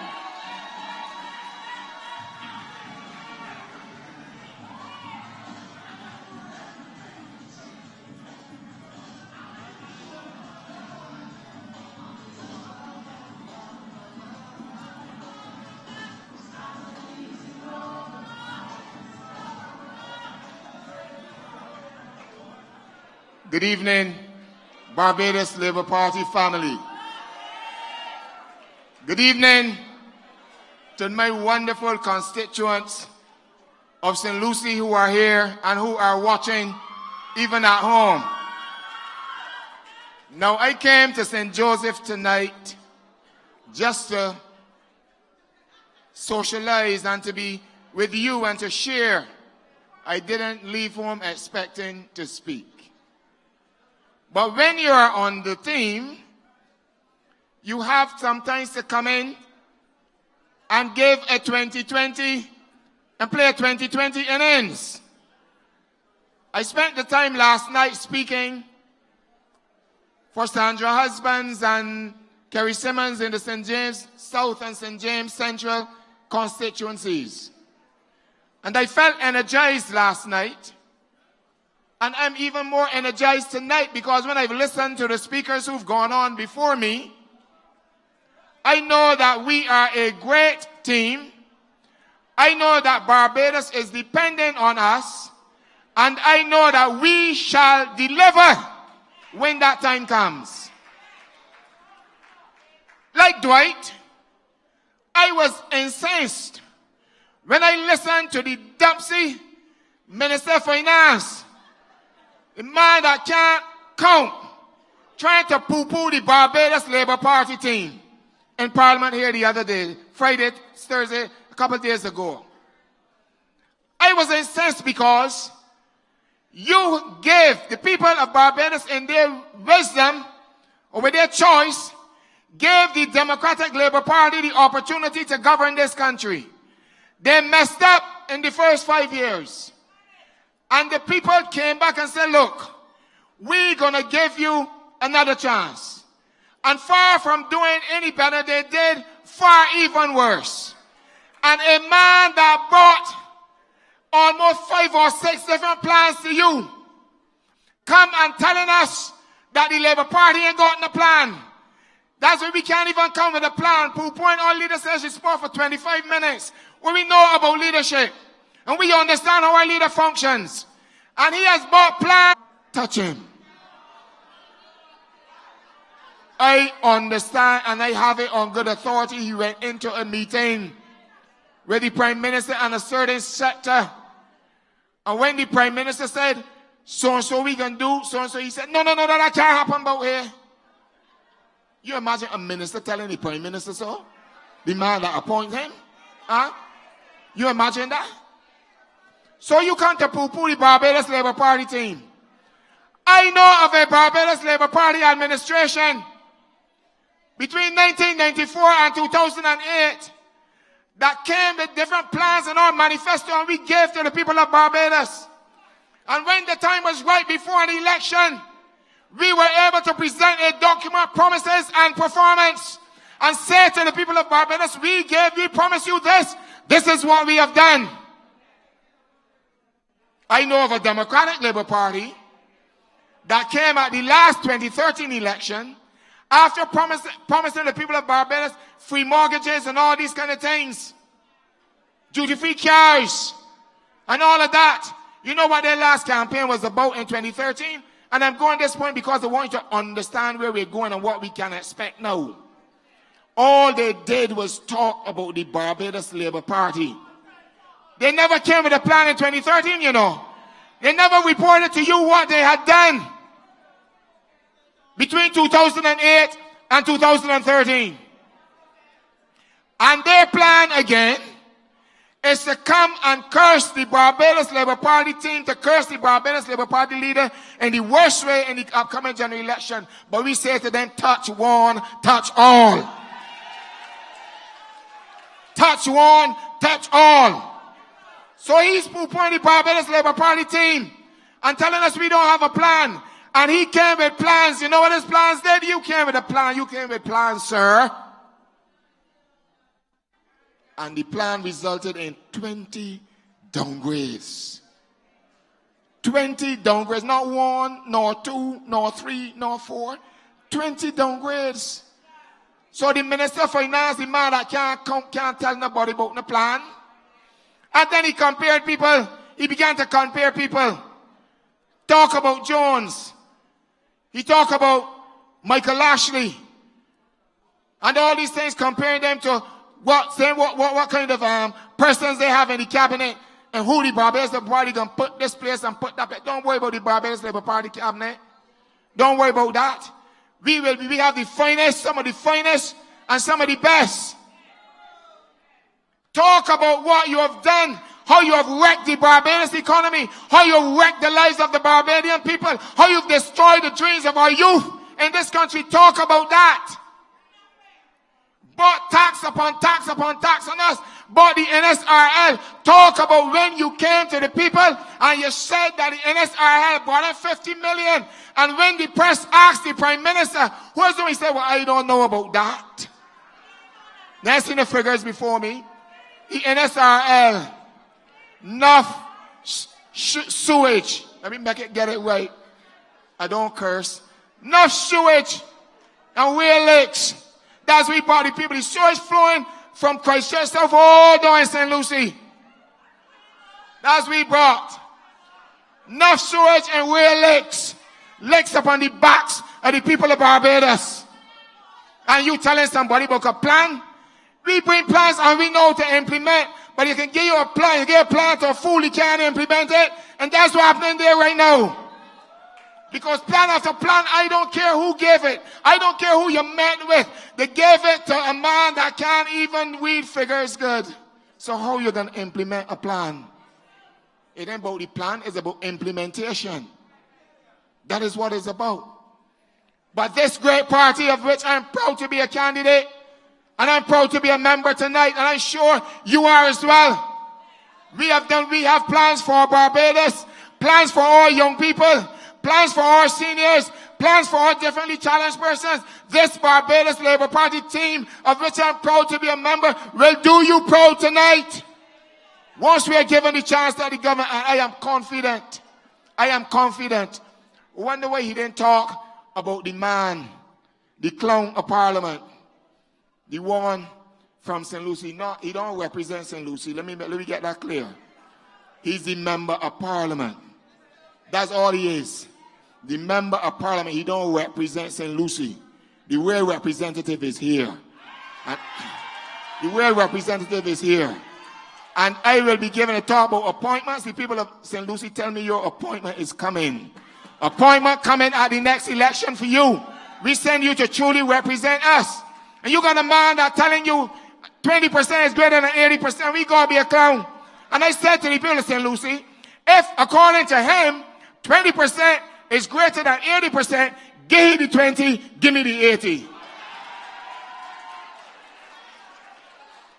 Because by his calculation, he would win. But by your calculation, I will trash him. And I shall. Imagine that. Imagine that. We've never seen so much worse going on in a country now. On the eve of an election. You think that the people of Barbados are stupid? You've caused people to suck soul if they could buy it. You've caused people over here, you say you didn't have any houses. You say you didn't have any jobs. You say you haven't this, you haven't that. You haven't bought buses, nothing. All our social services are going down the drain. And you come on the eve of an election and want to tell people you're delivering this and you're delivering that. And I agree with Cynthia. I haven't had my income tax now since I ain't getting any 2015 one, I ain't getting 2016 one. Nothing, no returns at all. People wanting their cash to do their business. You've taxed them and you've withheld what is rightly theirs from them. And these are some of the things we got to share with the people of Barbados tonight. These are some of the things we got to share with them during the course of this campaign. And let me tell you something, you got to look them straight in the eye. Do not be afraid of them. Because I know some of us, the Labour Party people, we want to be decent. And we want to be calm and so on. Let me tell you something, if you got to get rough with them. Because they're going to be rough in this election campaign. I am giving no quarter and I'm asking none. We got to let the Democratic Labour Party know where to get and where to go. Because they have wrecked this country and they care nothing about all people. All they care about is themselves and their immediate friends. That's all they care about. And we have got to let them know tonight as we move forward in this campaign. I don't know when they're going to call an election. I ain't worried about it either. Because the one thing I know, it got to be called. It got to be called. If they call it in March, April, May, or June, the Barbados Labour Party and the people of Barbados will give them what they do. We will send them out of office. That is what we will do. That is what we will do. And so you got to be resolute. You got to be strong. You got to be firm. Back your can. I told you at conference. The LECs. You remember that? You remember that? So I want you to operate with those LECs. Operate with them. Because we have a government to win. And it's not about being power hungry. It's about we want to work on the behalf of the people. The people of Barbados have suffered too long. We have suffered too long. We've been impoverished by this administration. The DLP does not deserve to be in government. And you've got to tell your friends and your family and people that you meet every day, this show them why. They cannot be trusted. If they tell you walk, pick up your foot and run hard in the next direction too. They cannot be trusted. Well, let me tell you something. I got an acronym for you. I want you to listen to me carefully. We got to big up this party. This party of Grantley Adams. This party of Tom Adams. This party of Sir Harold St. John. People who have served this party well. We are not going to sit down and sit back and let people believe or let people put in the minds of Barbadians that this Labour Party have not done well for them. I know my leader. And I thank her for the confidence she has reposed in me. I thank her thus far for all the help she has given me in St. Lucie, coming to St. Lucie even when I don't know. She's been there working on my behalf. She's been there supporting. She's been there nurturing. She's been there and she gives us opportunity. That is the kind of leader we have. So let me tell you something. BLP, the best led party. You hear me? BLP, best led party. BLP, brilliant, loving politicians. BLP, best laid out plan. And the last BLP for Barbados is lovely people. God bless you tonight.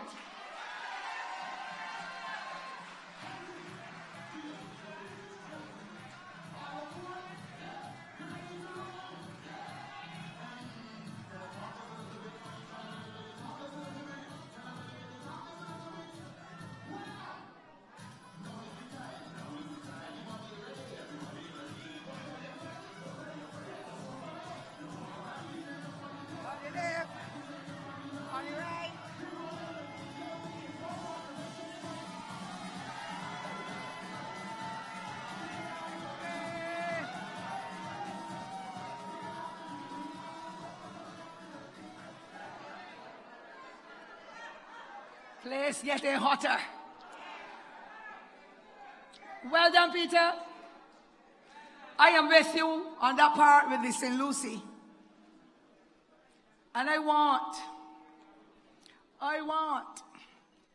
for justice to prevail in this country. That despite whoever you are, or where you come from, or what position you are holding, you conform with the law.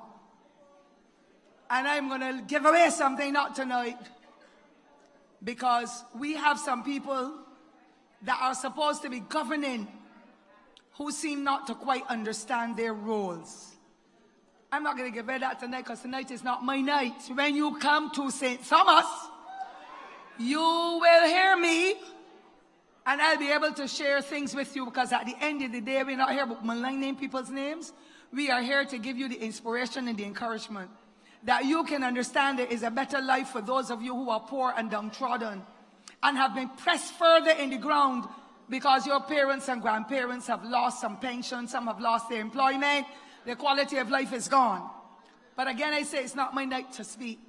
All I want to say is that in the last election for that glossy manifesto that the Democratic Labour Party had, they had a few statements that they call the 4 pillars of our future success.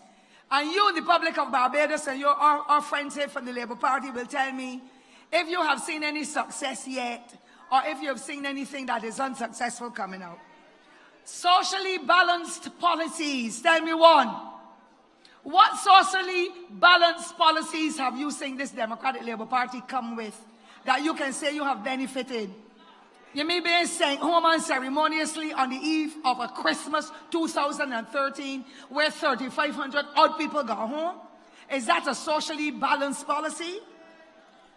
Economically viable development. Be jinx and I ain't got no money in my pocket tonight. I hope when me come here get $10. Because I am broke like you. Environmentally sound practices. And I saw garbage yesterday in Bucks and Hyman's Hills and other sections of St. Thomas. The garbage is enough to fill about 10 truckloads in less than 2 weeks. Environmentally sound. And the final one, good, honest governance. And you can tell me if you think this country is being governed well. You draw the answers to those questions. I want to introduce you to a lady, the first of her mother and father's children. The first Attorney General of this country as a female. The first female leader of the opposition. And there are many other firsts. And I will say it because I've said it before. In the same way that we have seen our female leaders in the rest of the world, dynamic, powerful, doing things to turn people's lives around. We had some in the Caribbean and they did the best. I want Mia Mottley, our member of parliament for St. Michael East, and our leader of the opposition here in Barbados, to be the next woman to become the Prime Minister of Barbados because she has the capacity to do it. And so tonight, ladies and gentlemen, let us rally behind our leader. They are going to be pillorying her. They are going to be saying all kinds of awful things. She has a track record from in education, a track record from being Attorney General, a track record from being in the economic affairs, a track record as one of the best leaders of the opposition Barbados has ever had. I want you to welcome Mia Mottley to be the next Prime Minister of Barbados, relying on you, the public of Barbados, to usher her in. And so, let us please welcome our leader, Mia Mottley, and after her, the Honorable Dale Marshall, the Member of Parliament for St. Joseph, will conclude our meeting. Please welcome Mia Mottley, leader of the Barbados Labour Party.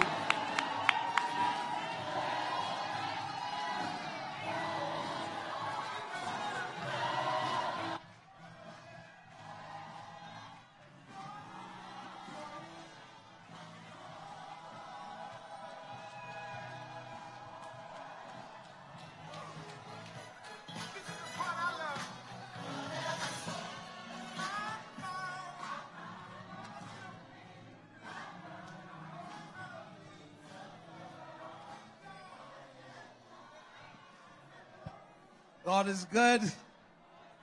God is good. It's good to be home. It's good to be home. This is the ancestral home of our great party. And Dale Marshall, I thank you. I almost thought that we were in the month of October when I got here this evening. It feels like an annual conference. It doesn't feel like the eve of an election. And when I walked through the crowd, and when I felt the buzz in the room, this party is ready for something.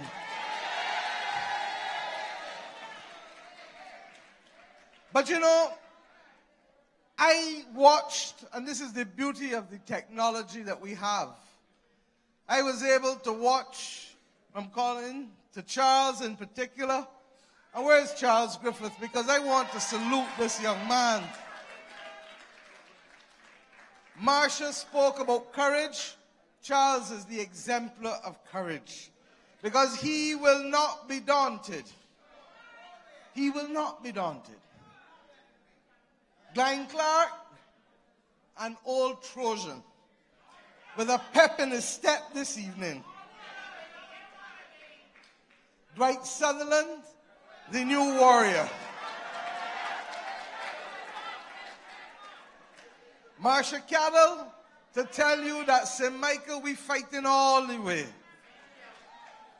And this evening, Dale, I thank you for closing this meeting. And I speak before you only because I want you to bring it all home in St. Joseph. Hold on, St. Joseph, we are coming. But this has been an interesting week in Barbadian politics. In this week, for the first time perhaps since independence, 5 days of debate in a parliament was not even making the charts on the pens of the journalists. It was as if nothing was happening. Because what took place in Parliament this week is so irrelevant and in another stratosphere from what is going on in this country in reality. And I speak not just of the economy, because Sinclair and Frondell Stewart brought a plan that bears no relationship to the vital statistics of the patient. But separately as well, it bears no relationship to what you, the people, are feeling and what you, the people, want to see in your country. It bore no relationship to the fact that in the bus stand from Cheapside to Fairchild Street, there were still no buses.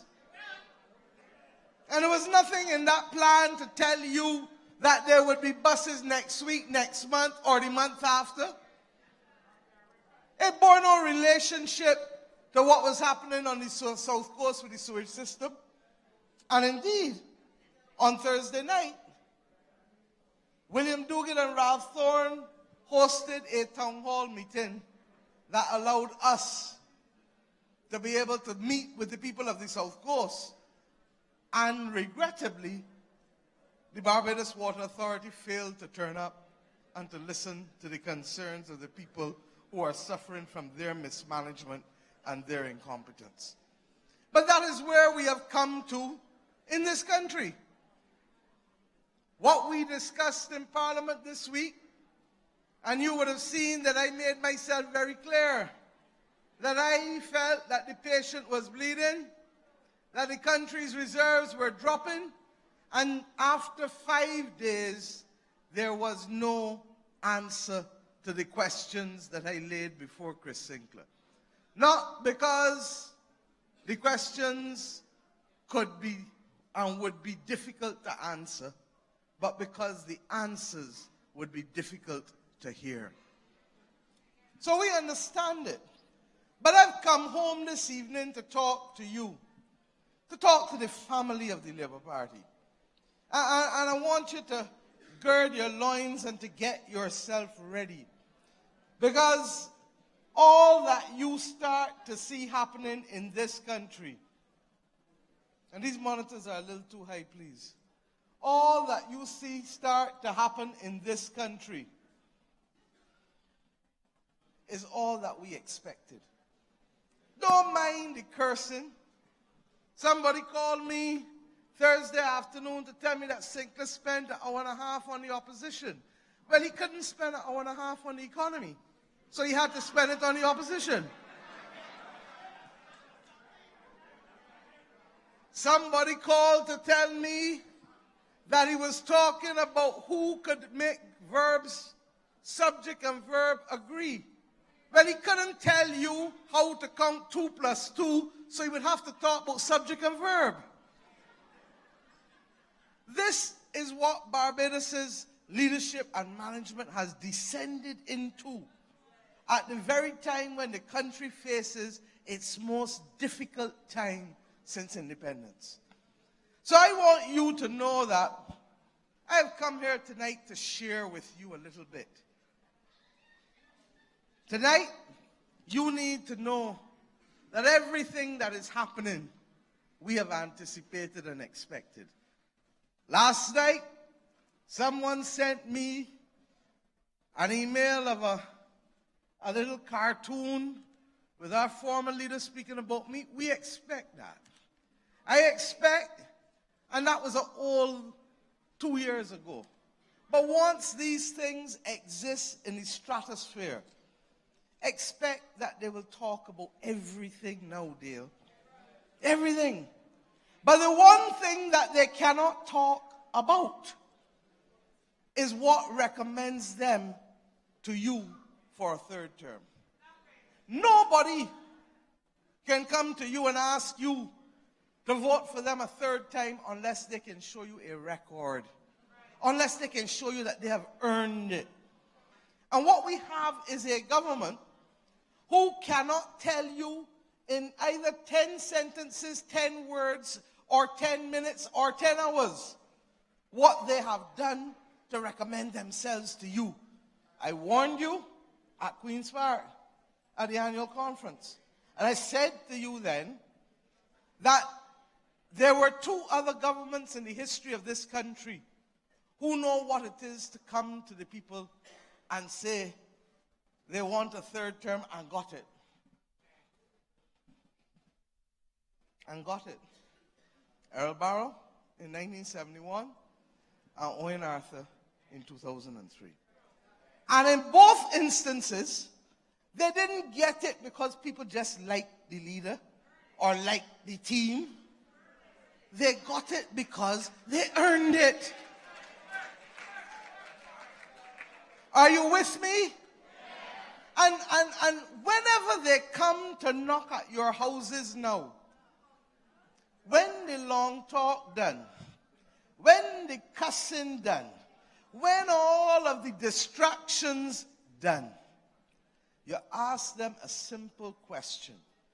On what basis do you recommend yourself for a third term?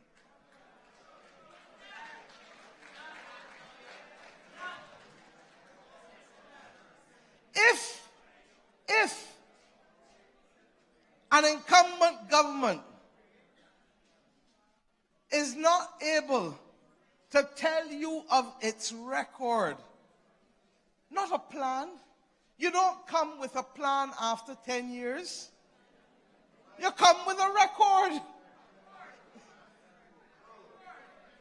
You don't come and tell me you have a driver's license, because if you have a driver's license and you can't drive, you could as well don't come. Because anybody can give you a license. And what has happened is that this government can no longer recommend itself on its record.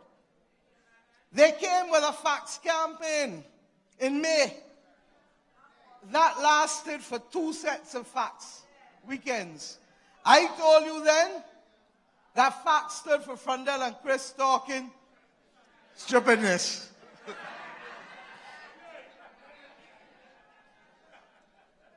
They managed to get from Ronald Jones what he did in education, or what he said he wanted to do rather in education.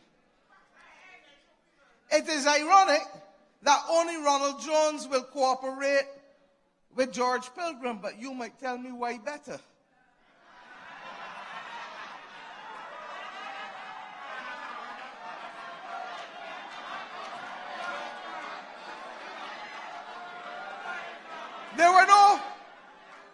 There were no more fax campaigns after that.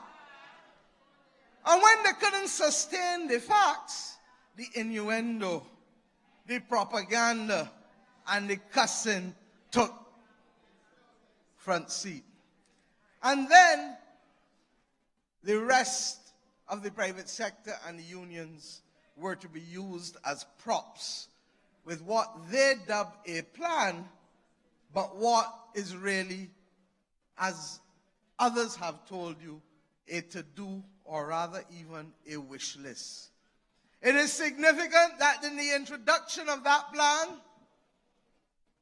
you hear the private sector say, we wait on the implementation plan.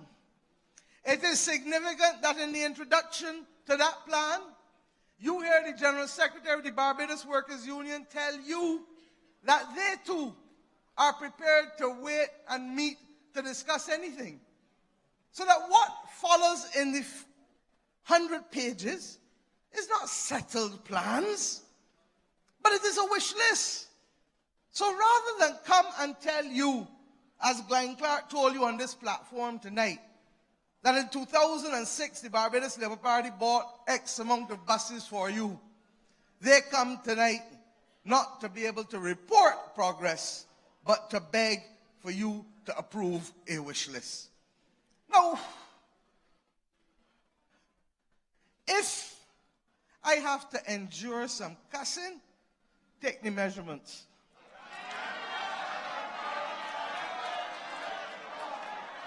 If Dale Marshall got to endure some cussing, take his measurements too. And Peter Phillips and Cynthia Forde. Because the one thing we told you 2 years ago at Queen's College was what? That we are ready and focused. And there is nothing that Frondell Stewart can say or do. There is nothing that Chris Sinclair can say or do. There is nothing that their nephew or their niece can say or do. And I mean solutions, and I mean UPP. There is nothing that any of them can say or do that will take the Barbados Labour Party's eyes off of the mission to rescue this country.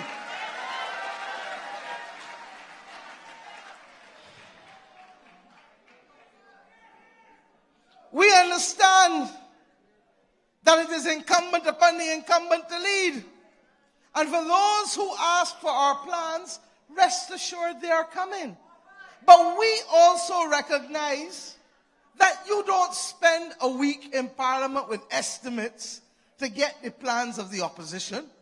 You spend a week in Parliament with estimates to ask the people to approve your plans, your programs, your policies. And rather than ask the people to do that, and rather than give the country the vital statistics, they spent the week cussing the Barbados Labour Party. So, I have come tonight to tell this family, don't get tired. Don't get tired. We are on target.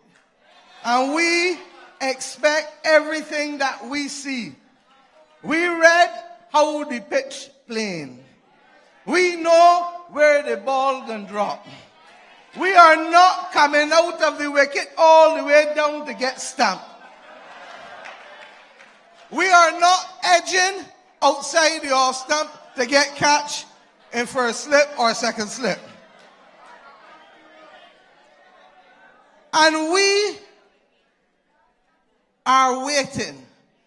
I am not telling you that you will get a late cut like Lawrence Rowe, but you're going to get some shots. And you're going to get some shots because the ball looks like a breadfruit now.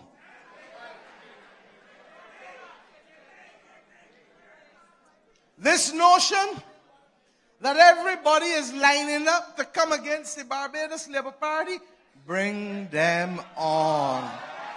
Bring them on. If it is 4 other parties, 1 + 1 + 1 + 1, 4 quarters to make a whole, bring them on. If they want to bring all of the candidates to come against us, bring them on. And I've come here, therefore, to tell you that this notion that you can fight and you must fight in opposition, if that's what titillates UPP and solutions, then so be it. But it is the strangest political plan that any of us have ever seen, because we are not the government of this country. But if people are motivated by a vendetta, bring them on. And there is no place like home to speak a few home truths. No place like home. Because What is it that we are really facing? Hudson Griffith wanted to run and did not get to run. He ran. David Gill wanted to run and did not get to run. He ran. Lynette Eastman wanted to run and did not get to run. She ran.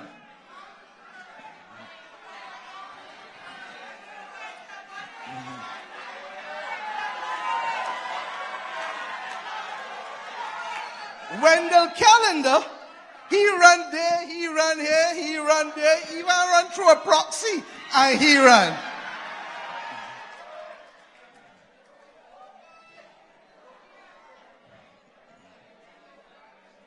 And Maria Agard, well.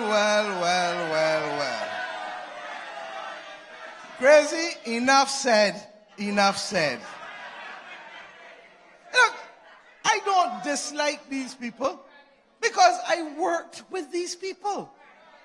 But what has to happen is fair. Barbados only has 30 constituencies. The people of St. Joseph Dale have chosen you to represent the Barbados Labour Party in this constituency because they believe that you best represent for them their chances to represent them and the people of this country. David Gill needs to know that if he feels he was the best, the people of St. Michael South Central thought Marsha Caddle was better than him.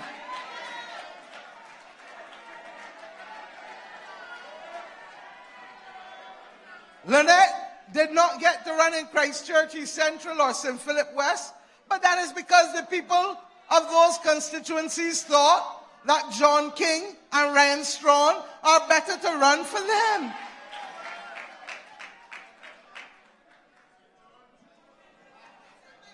Wendell Callender, well, Christchurch had its team. From Adrian Forde, happy birthday, Adrian Starboy. And in St. John, the people of St. John thought Team Charles was who they wanted. That hometown boy called Charles Griffith. And crazy, you told me, do good and good shall attend you. So that, let us get real and put things in context now.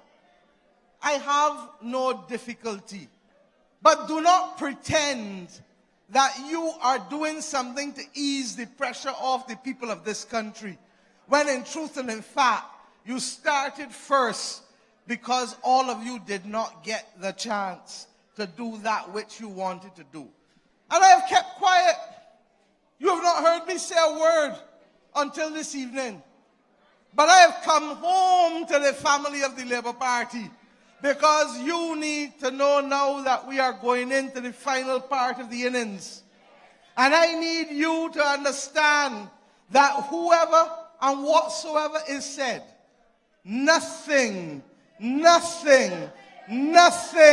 shall deter us from keeping focus on the rescue mission for this country. Who is on board with me? Who is on board to make sure that we tell Barbadians that we can carry them where they need to be carried? You know what struck me? We have a prime minister who has gone to New York to talk to Bajans. But you don't talk to Bajans in Barbados. How will you get up there talking to Bajans?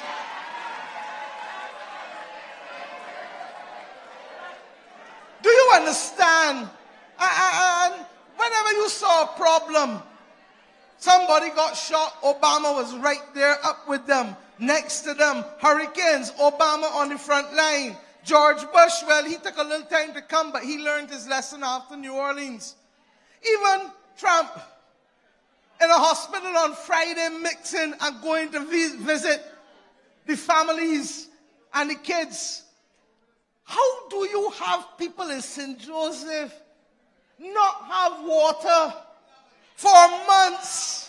How do the people of St. John, as Charles told you, not have water for months? St. John had 2 DLP prime ministers. Good Lord, even if Frondel didn't want to come in St. Joseph Merkin, you feel he could have gone in St. John, not true? And you begin to ask yourself, what is really going on? So I say to them tonight, listen, we have work to do. We have work to do.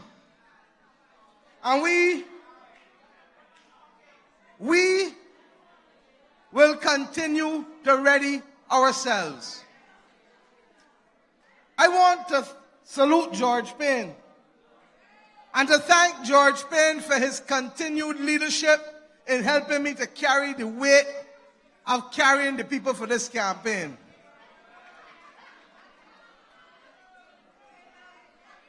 The red light for you, Cynthia, it can't be for me.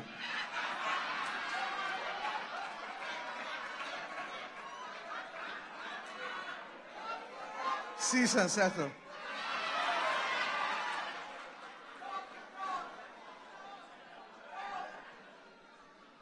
I want to thank George Payne, and I'm not joking. George Payne has brought an energy to the chairmanship of this party. People see us coming up on this platform and feel it is easy to put all of these things together. It is not. But more importantly, there are 20 new candidates, and all of them require mentorship. All of them require support. And with the best will in the world, Dale will tell you that we were working from 10 o'clock yesterday morning till 11:30 last night. That is true. And the others would tell you, Kerry would tell you, we were there till 1:30 the night before in Parliament from 2 o'clock the afternoon. And if we don't have everybody walking hand in hand and lifting, if we don't have, Peter, many hands making light work, then what you see and our ability to stay on this mission will not be there. But I want to give you the assurance. It is clear to me that this Democratic Labour Party wants to carry us down into the depths of despair. Further, this country has a date with destiny in June with respect to debts that we have to pay. And if we spend all of our time politicking, then we put the country's future at risk. They say they want to hear from us. I say, bring it on. But I want them to know tonight from St. Joseph that we are ready to debate anybody, anywhere, anytime, anyhow. And I say so confident not only that I can take on all comers, but confident that every other one of my 29 members can take them on too.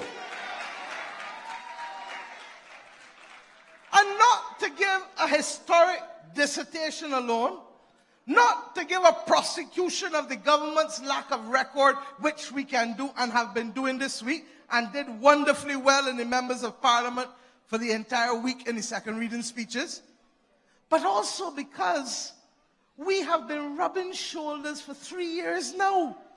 And we understand what you have told us. And we have taken it. And we have developed and formulated policies and programs. And understand this, that every leader will have their own bent, their own particular interests. And my style will be different from others. But what you will be assured is that the programs and policies and the style of leadership will be one which the Barbados Labour Party is well familiar with, because it puts people first. It is about caring about people. It is also about setting high standards and lifting us all up to reach them. It is about staying focused. It is about not taking yourself too serious that you can't laugh. It is about finding time for the least among us to the highest among us.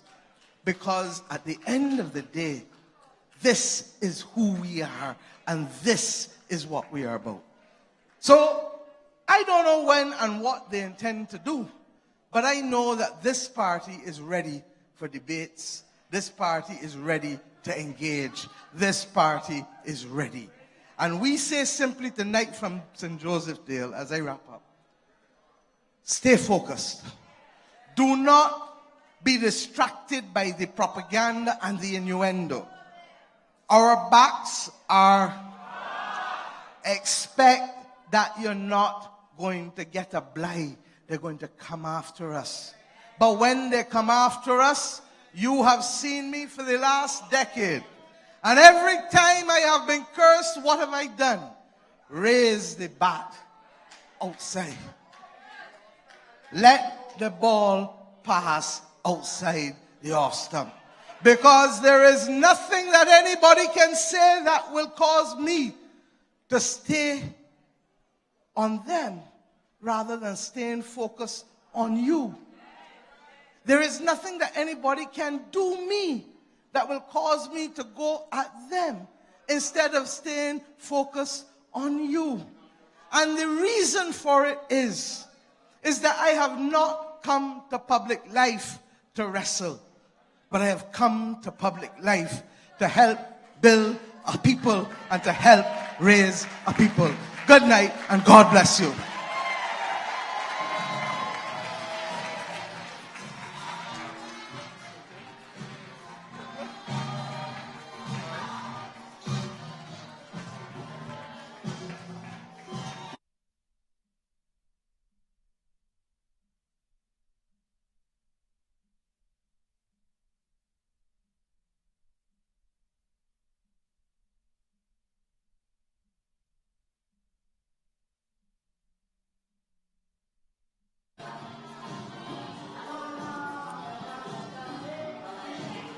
Thank you. Thank you.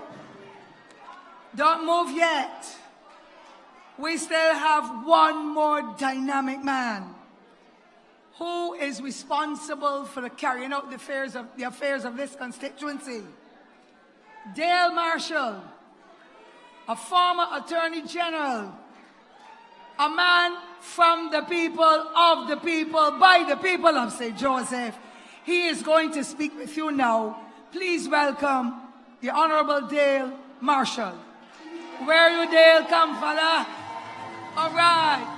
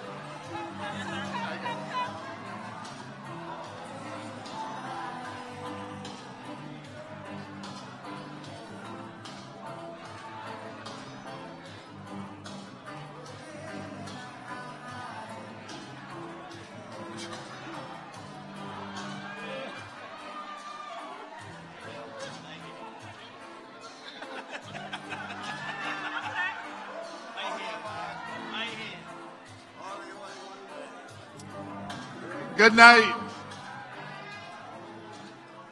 So, man, we a little short on time now. Good night to everyone. Thank you so much for coming to St. Joseph.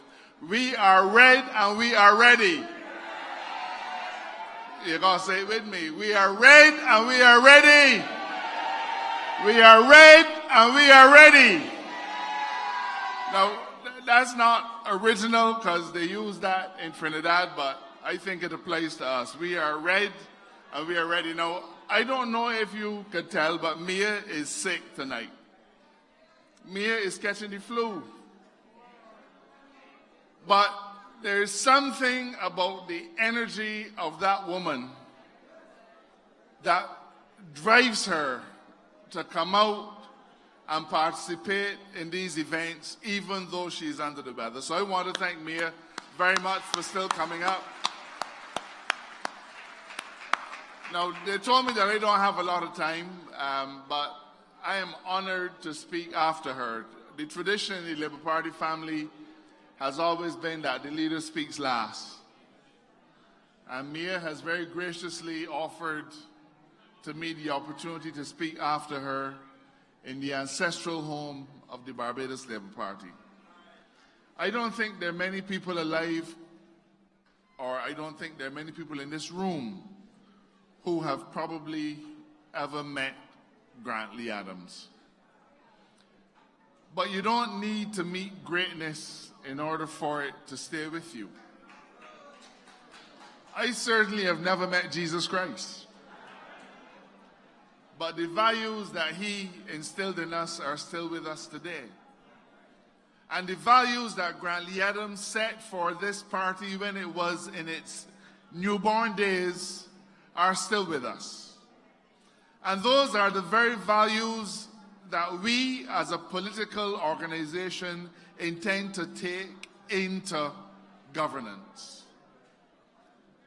When I tell you that we are ready, I don't just mean that we are ready for an election. We are ready for the election. In fact, this is my 4th election, and I don't ever remember being as ready before as we are now. I think we stunned the Dems on the 1st of January when we put up posters. The Dems are shaking in their boots because we have things to say and people to talk to. If you've looked at any of the videos of their meetings, they can barely scrape 25 or 30 people. And we put 500 chairs in this room today. 500 chairs are in this room and there's still another 200 people outside. We are red and we are ready. Now I have a very short message. Short only because Peter Phillips took up my speaking time, but that's all right, he's my friend. I had wanted to talk to you about the issues that are affecting us, not just in St. Joseph, but in the entire of the Scotland district. This has been labeled as a community meeting. And there's one community called Barbados, and I know that when I have constituents with problems in Darthole, the people in Deacon's Road will feel it. And when I have constituents with problems in Bathsheba, the people in Bank Hall will feel it. And so I had a very long speech to talk about Darthole and the slippage, to talk about the fact that the road infrastructure in St. Joseph and in St. Andrew and Cynthia in St. Thomas and even Mara Thompson in St. John is crumbling. I have a long speech to talk about all those things. But I want to tell you that we are meeting tonight, not just in the ancestral home of the Barbados Labour Party, but we're meeting in a place that carries our distinguished founder's name, the Grant Lee Adams School. And this place, for better or for worse, is a troubled place. I don't have to tell you about the stabbings. And Dwight has spoken to you about the chairman of the board of this school who happens to have a consultancy with the Ministry of Education dealing with deviance and at-risk youth. I don't need to talk about those things. But I will tell you that what is happening in this place, in this school, is but a reflection of what is happening in our wider society. You see, the stabbings in this school would not be happening if there was not a multiplied set of stabbings in our greater society. The indiscipline in this school would not be felt in the same way as it's being felt now if there was not indiscipline in a mounting way all across our country. And it suits the Democratic Labour Party to stand back and blame the Barbados Labour Party for a sewage treatment plant. They're blaming us for this and they're blaming us for that. But you know, we've come to understand, and Mia summed it up quite well, when they don't have anything to say about their own record, they spend their time cursing the bees. So having nothing to say about what they have done that is good for this country, they now are spending time cursing the Barbados Labour Party.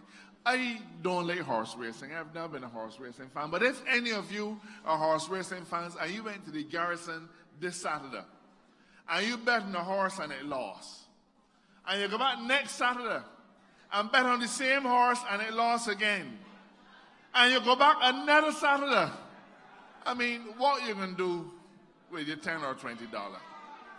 You got to change your horse. Keep your money in your pocket, buy snow cones, do anything. But you cannot, in all conscience, go and vote on the same horse. The Democratic Labour Party reminds me of that horse. Because they came to all of you and all of us 10 years ago. Now, 10 years doesn't seem like a long time, you know. Doesn't seem like a long time. And they came to us 10 years ago like that horse, promising to win. You know, it bothers me every time the Democratic Labour Party says that they're the party for the poor people. You've heard it. The Democratic Labour Party insists that they are the party for the poor people. It took me a long time to figure out, but I've now begun to realize what they mean. That is the party that does make people poor. That's it, you know. The Democratic Labour Party makes people poor, and it makes poor people poorer. Because, you know, that is like saying, I am a good doctor, but all my patients is dead. Or, I am like Hal Gollop, I am a good lawyer, but I just lose every case. So, think about it. How can you claim to be the party of Arabara and the party of poor people when every time that you that you sit in the driver's seat of this country, poor people get poorer? So there's something wrong with that equation. Something is wrong with that equation. So the horse keeps losing every week at the Garrison. And good Lord, the time has come for Barbadians to say, we can't bet on this horse anymore. I want to spend a minute telling you about how people in rural Barbados live. Many of you have come to this constituency from St. Michael. I see Team Bostic and Team Holder, all my friends. I want to salute Team Charles and Team Kirk and Team Peter. I don't want to leave out anybody, but you know, I betting on a few horses myself. But you know, I want to tell you a little bit about how country people live, not just St. Joseph, but St. Andrew and St. Lucy Peter and St. John. There are people who go into the Fairchild Street bus stand or the bus stand, the Jubilee or wherever it is. They go into the bus stand at 4:30. And at 7 o'clock, they're still waiting for a bus. Now, when I was going to school, my mother used to work was a seamstress, and she used to work at Pink Pelican Laundry. I don't know how many of you remember Pink Pelican. A man named Tyrone Lovell does work there now. It used to be called Pink Pelican, right? And my mother used to work at Pink Pelican, and I would walk from Commonwealth School into the bus stand. I would catch the 5 o'clock bus, and with any luck, my mother would be in the 5 o'clock bus on Roebuck Street, and we'd come home together. I didn't like it because it meant I had to behave good in the bus. But with any luck. But there were days when she couldn't get that 5 o'clock bus, so she had to get the 6 or the 7. Now, my father wasn't a very good cook, God bless his soul. He's still living, and he's still not a very good cook. So, you know, our diet was not exactly as it should be unless mommy got home early. And you may think that I'm making light of a situation and cracking a joke, but you know what? I want you to think about a mother or father who gets up at 6 o'clock or perhaps 5, takes a 6 o'clock bus to work, if you're lucky, You work all day. You go to a bus stand. 7 o'clock, you're hoping to get a bus maybe to Pie Corner or to Bathsheba, if you're lucky. Because by then, 2,000 people waiting for that bus because they had the 5 to 6 down. And then somebody wants to tell you that you are a bad parent. You managed to get home at 7:38. The dust of the day is on your skin. Your children haven't eaten. You probably got a headache. Hope your husband leave you alone. And the next morning, you got to go again. And somebody will tell you that you are not a good parent. But somehow the government wants to blame all of those issues on the Barbados Labour Party. Well, let me tell you, and you know, we talk a lot about buses, but it is only because buses are a reflection of what's happening in our country. So let me share with you a few numbers, nothing complicated. We have 3 bus depots, Mangrove, Spikestone, and Weymouth. Now, there's supposed to be 56 buses allocated to Weymouth every day. But on the average day, they only have 20 buses. There's supposed to be 42 allocated to Spikestone, but on the average day, they only have 12, Peter. And Weymouth, that's the biggie, supposed to have 130, but on the average day, they only have 48.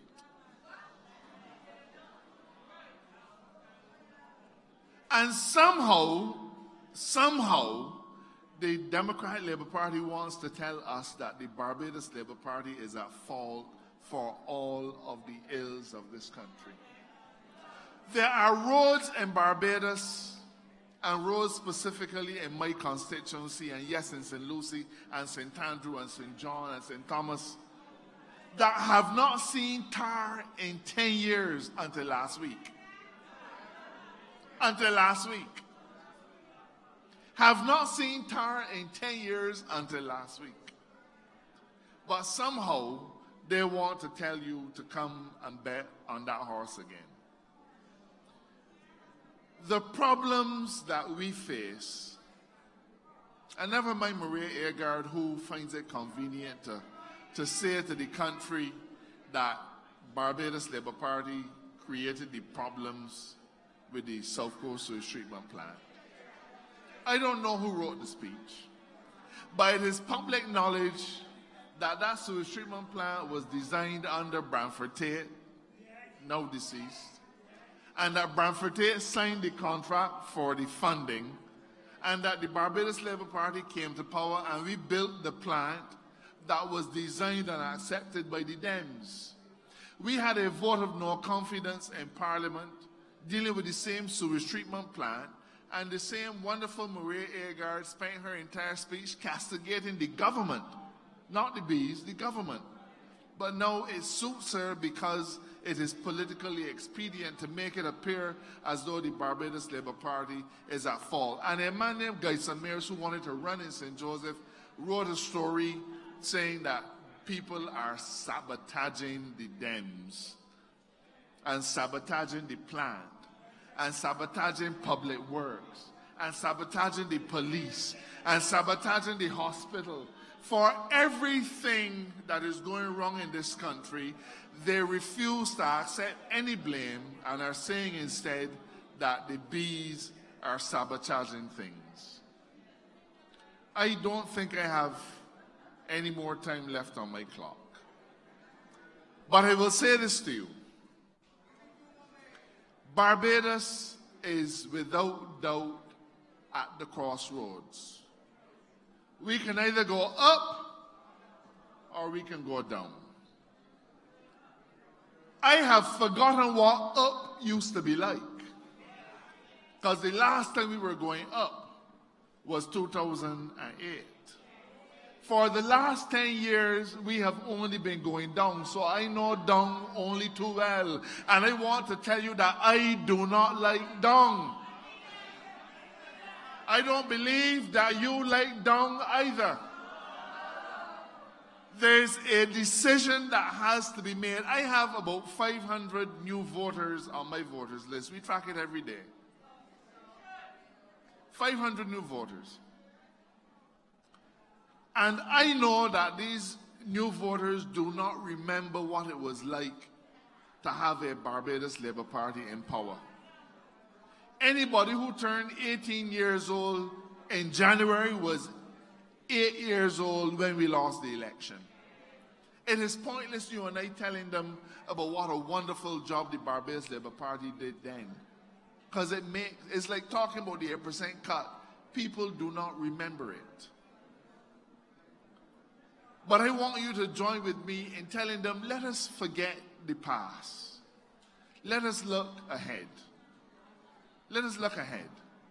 Because Barbados has to have a brighter future in store for it than what is being presented by the Democratic Labour Party today.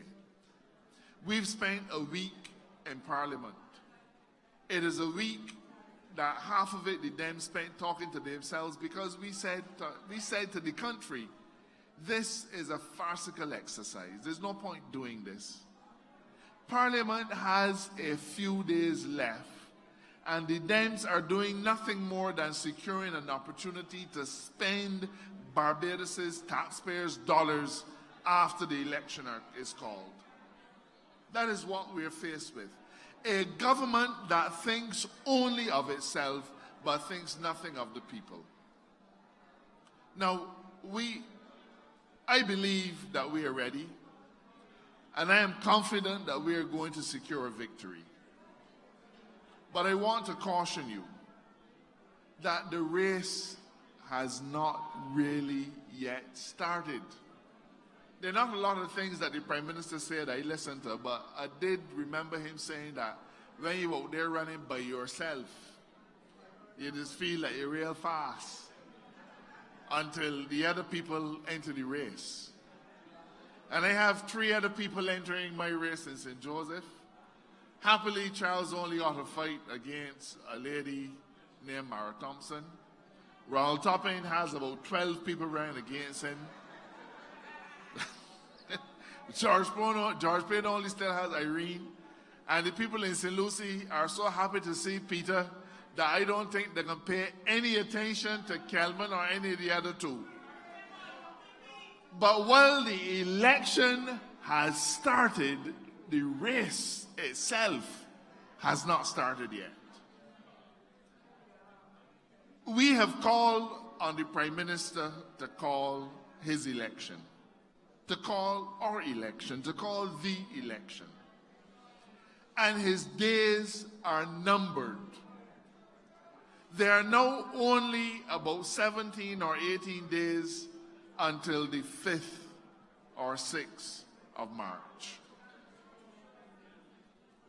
But we also know that he has another 90 days within which he can call the election. And all that this estimates exercise was about was making sure that they have the ability to sign government's checkbook during that period. Now, I want to tell you that at 11 o'clock last night, I was still in the precincts of Parliament because we were working on the report of the Public Accounts Committee. And while I cannot disclose to you the things that are in that document, I want to say to the public servants of Barbados that they are taxpayers too, and that if they sit back idly and allow the Democratic Labour Party to lick out the taxpayers' money in order to win an election, then they are as culpable as every single Democratic Labour Party candidate. This is what is facing us. The Dems talk about the Barbados Labour Party buying votes. Ladies and gentlemen, last election, we ain't had no money to buy no votes. But they want to create in your mind the impression that the Barbados Labour Party does not play fair. They want to create in your mind that we are desperate. They want to create in your mind that we will do anything to win. When the truth of the matter is that it is the Democratic Labour Party that does not play fair. It is the Democratic Labour Party that is desperate, and it is the Democratic Labour Party that will do anything in their power to win. But our victory is not about ourselves. Our victory is a victory that we are hoping to secure for a generation of Barbadians who do not know what it is like to be successful. They do not know what it is like to have a government that cares. They do not know what it is like to have a government that takes responsibility for its actions. And that is what the team that I am a part of, the team that is led by wonderful Mia Mottley, is offering to this country. We have not yet won the race because the race has not yet started. But if you, like we, keep our focus and keep our eye on not the prize, because the only prize is a successful country, but if you keep your eye on the mission, then we will succeed. And if we succeed, and when we succeed for all of Barbados. There was a time when our philosophy was, don't go for the bronze, don't go for the silver, go for the gold. You remember those glorious days? When Barbados was a champion, when Barbados was focused on winning, when Barbados was focused on success and prosperity. And we have a government that is now saying, don't even bother to think about gold or silver or bronze. It's all right if you come last. In fact, don't even bother to show up for the race. Those days have to be consigned to history. Let us vote for a prosperous Barbados. Let us vote for a successful Barbados. Let us once more live a dream that we sometimes feel, it don't matter anymore. It don't matter anymore. But don't let's give in to those frustrations. Thank you very much. I want to single out a wonderful lady, Cynthia Agandano. I want to single out a wonderful lady named Pat Paris. I don't need her to come to the platform. But in 2012, Pat and I were involved in a at times bitter race to see who would run for this seat.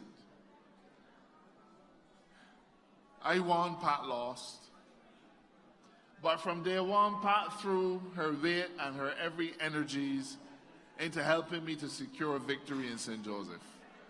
I am now Pat Paris's #1 fan. And even though that she has to